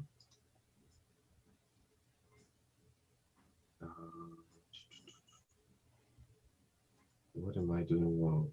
So let me just look into. So Node.js. This is just before like finishing the meeting. Like your homework is like to look more into this. I have a whole system set up, so that's why I don't specifically look for like testing ways. I just do whatever I need. But your job is to like get more familiar with like Node.js, Mongoose. Did you say Express as well? Would the app have a CI/CD? What do you mean a CI/CD? A client interface and client.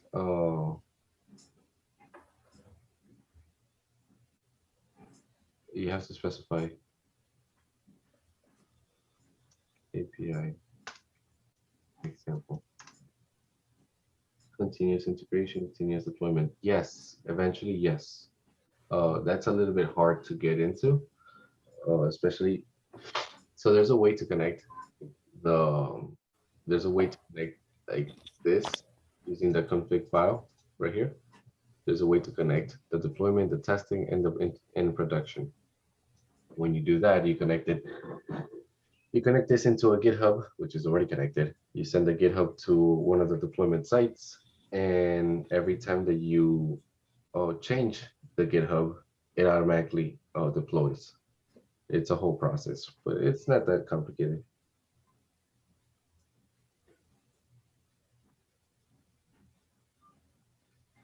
Hold on.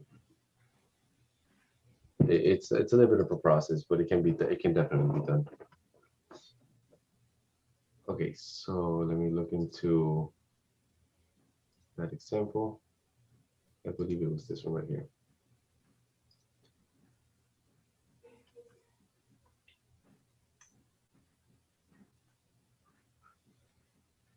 Okay. Mongoose Connect. Express Mongoose Connect. Okay. Yeah, we already have that. Const app. Oh. Wait a second. I didn't have this. This is interesting. Hold on. Maybe that's why. It shouldn't be, but maybe that's why. So we have the Mongoose Connect true URL parser. Then app.use express. Const app.use express. Server has been started. Interesting.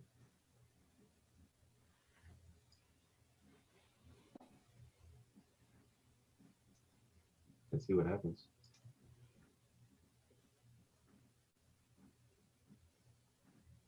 Oh, wait.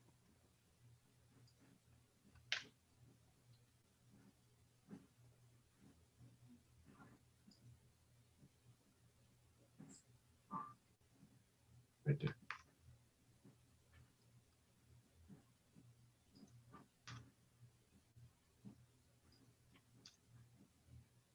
It's probably going to crash a lot because app.express has to be on the top. Let's see, listen to port.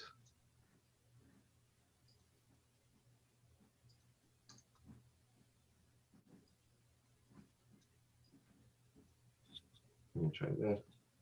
Looks like it's working.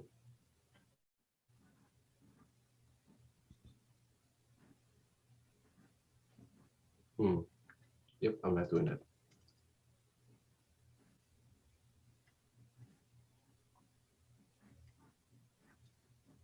Okay.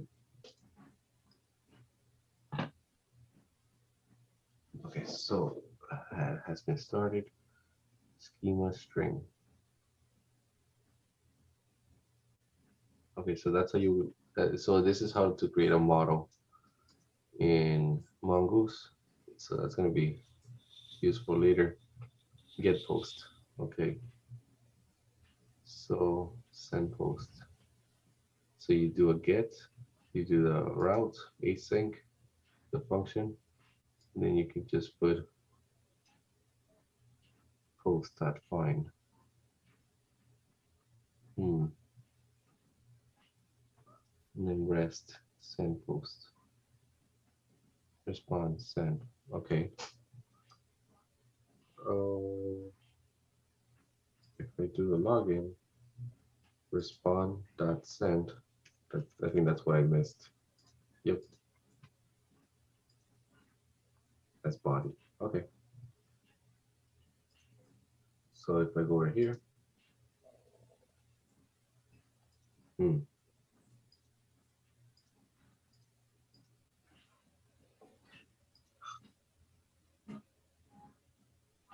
so as you can see, this is a whole process.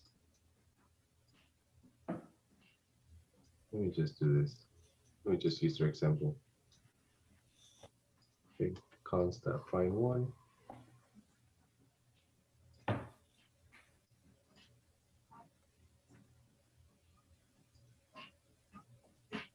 I'm probably gonna share this into the main, so that way you guys have an example. And then get all post. So let's do this. Let's create a route. Let's create a model that's called post.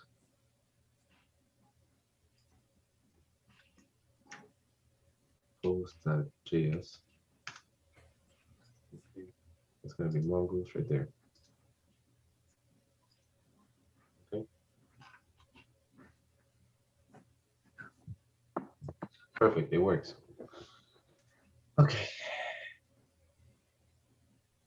So this is going to connect directly to the, okay, so damn, it's a lot to teach you guys in just one single session.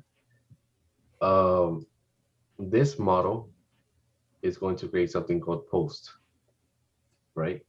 The post is going to be in the MongoDB.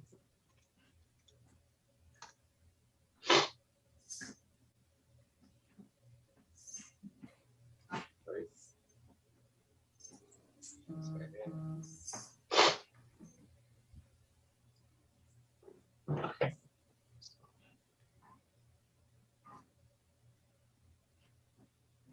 And this should be a new schema that gets automatically created.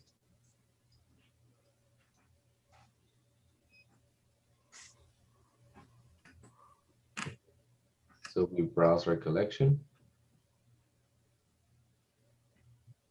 One collection. Let's see. Overview. Sandbox real time. No metrics. Collection. Should be here. I don't know why it's not. Find. This should be post. Ah, okay.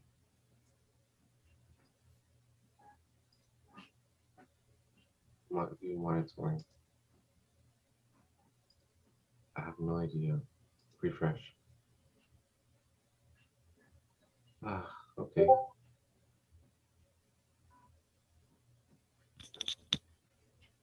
Okay. I have to like look into this and experiment a little bit with it to show you guys. I'll post this.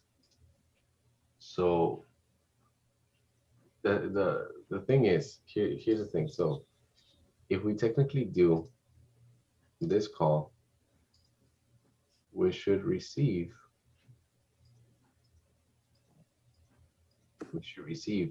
like post, all the posts, but we don't have anything yet. And so we need to find out what this is doing. So you have to like look into models and routes.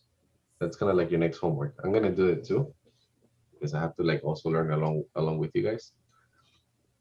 But your job is to understand how this post is, what's happening with this post in the database. This should automatically get created here, but for some reason it's not. And so that's our next job, you know? Like if I delete this, I'll drop, so PWA. Okay. So if I were to play with this,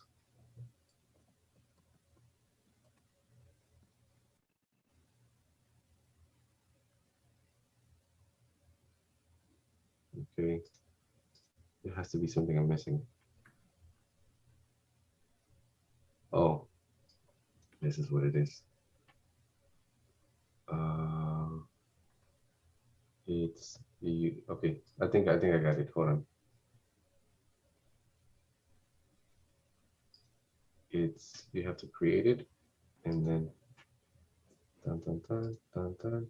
this it's Mongoose schema,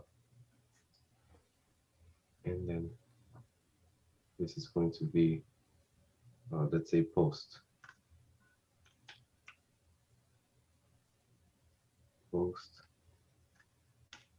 comma, then this is this, and where is this one?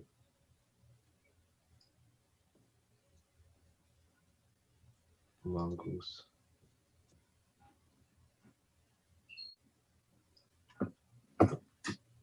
So instead of this, we change this into Mongoose.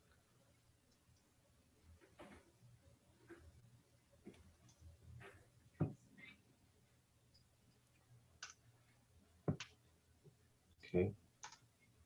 And then we return schema.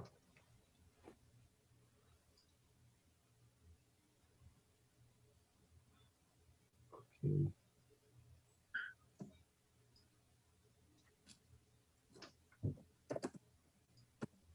I believe that is correct.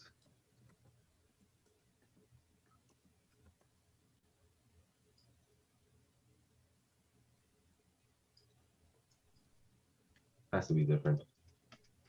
Okay, yeah, so your job is to kind of like figure this part out. I'll try to figure it out too. But we need this to basically populate along with like the database. Does that make sense? Like this is the model. So look into MongoDB Atlas models, and like just look at a bunch of videos and like kind of like test this out. I'm gonna keep this here for now. And then along with that, like they should have some examples as to how to call the API. Okay. Like I need you guys to become familiar with this part. It's just really hard to explain it from first time seeing it, you know, because I work with a complete different system. What's up? Excuse me. You said Atlas. We should learn like a homework is Atlas. Learning Atlas. Let me actually give you. Let me give you some videos, I guess, that you guys can watch.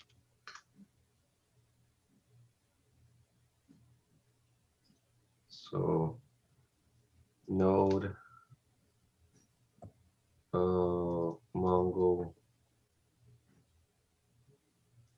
MongoDB, Atlas, models.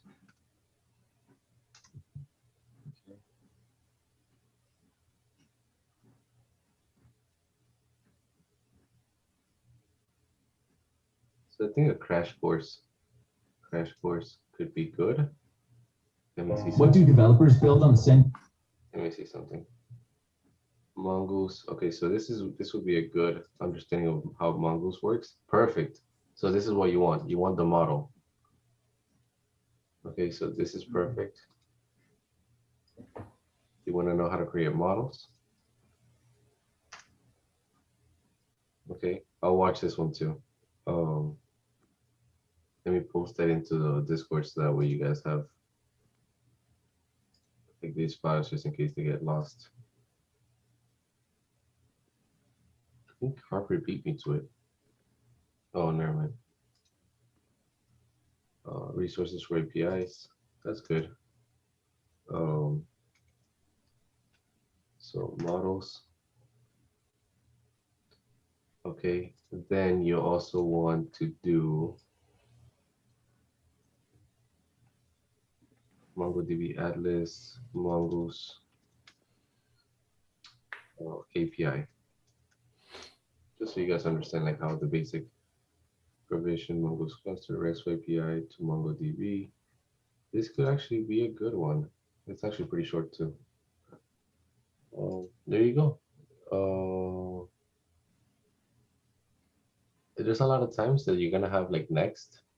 I think we might not need to use it. Next is basically calling on, like, it's basically allowing the API to finish and allowing room for another API to be called right after that. If we don't need it, we don't need it, you know?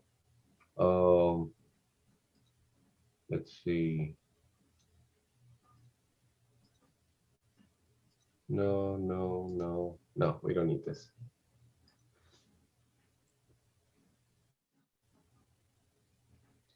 Let's do mongoose git. There's this free code camp video that it's Node.js and Express. It's like an 8-hour full course thing like that. And would you recommend that for this, for what we're doing? The more, so here's the thing. I would recommend it for you to have like those videos so you could have an overall knowledge of what we're doing. Yes, but there's going to be a lot of times where we need specific parts of a video in order to connect the dots. Okay. So for this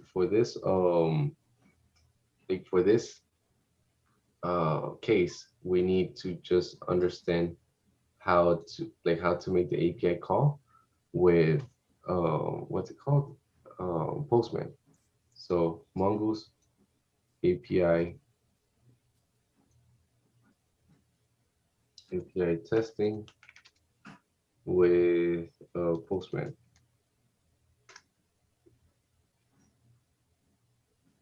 Node Express and Mongo. Here it is. This one. Okay, we skip around a little bit. Okay, so you see here. So you get, it's basically the same thing. So you get Express, the router, and then over here you use router get. He has the route, the function. You don't need to put function. Rest.send, right? So we could probably do something like rest.send type get. I don't like this one so much. This one would teach you like, I don't like this one. I'm trying to give you a good one.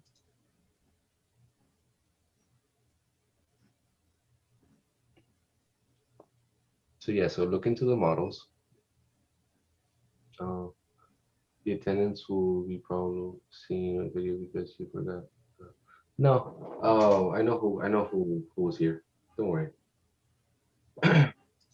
So yeah, so the homework, I'm still gonna put it on the Discord, but the homework is basically look into models and look into testing. Okay, post. Okay, so this is perfect. Data equals to rect body. Product insert data, then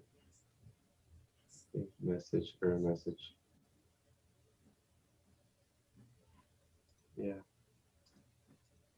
So look into like videos to understand how testing works. So I'll look into that one myself as well. So testing with Postman. Good night. Okay, so look into those two videos, and then on Friday we can pick up on this. Okay. So I'm gonna send this on the master. Okay.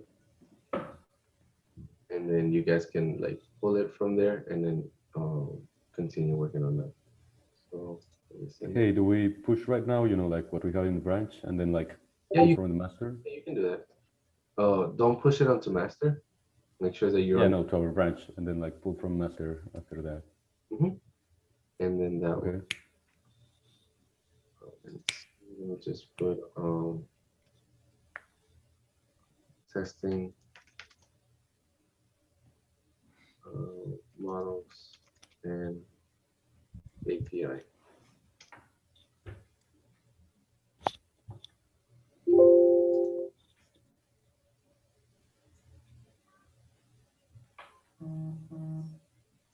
Push.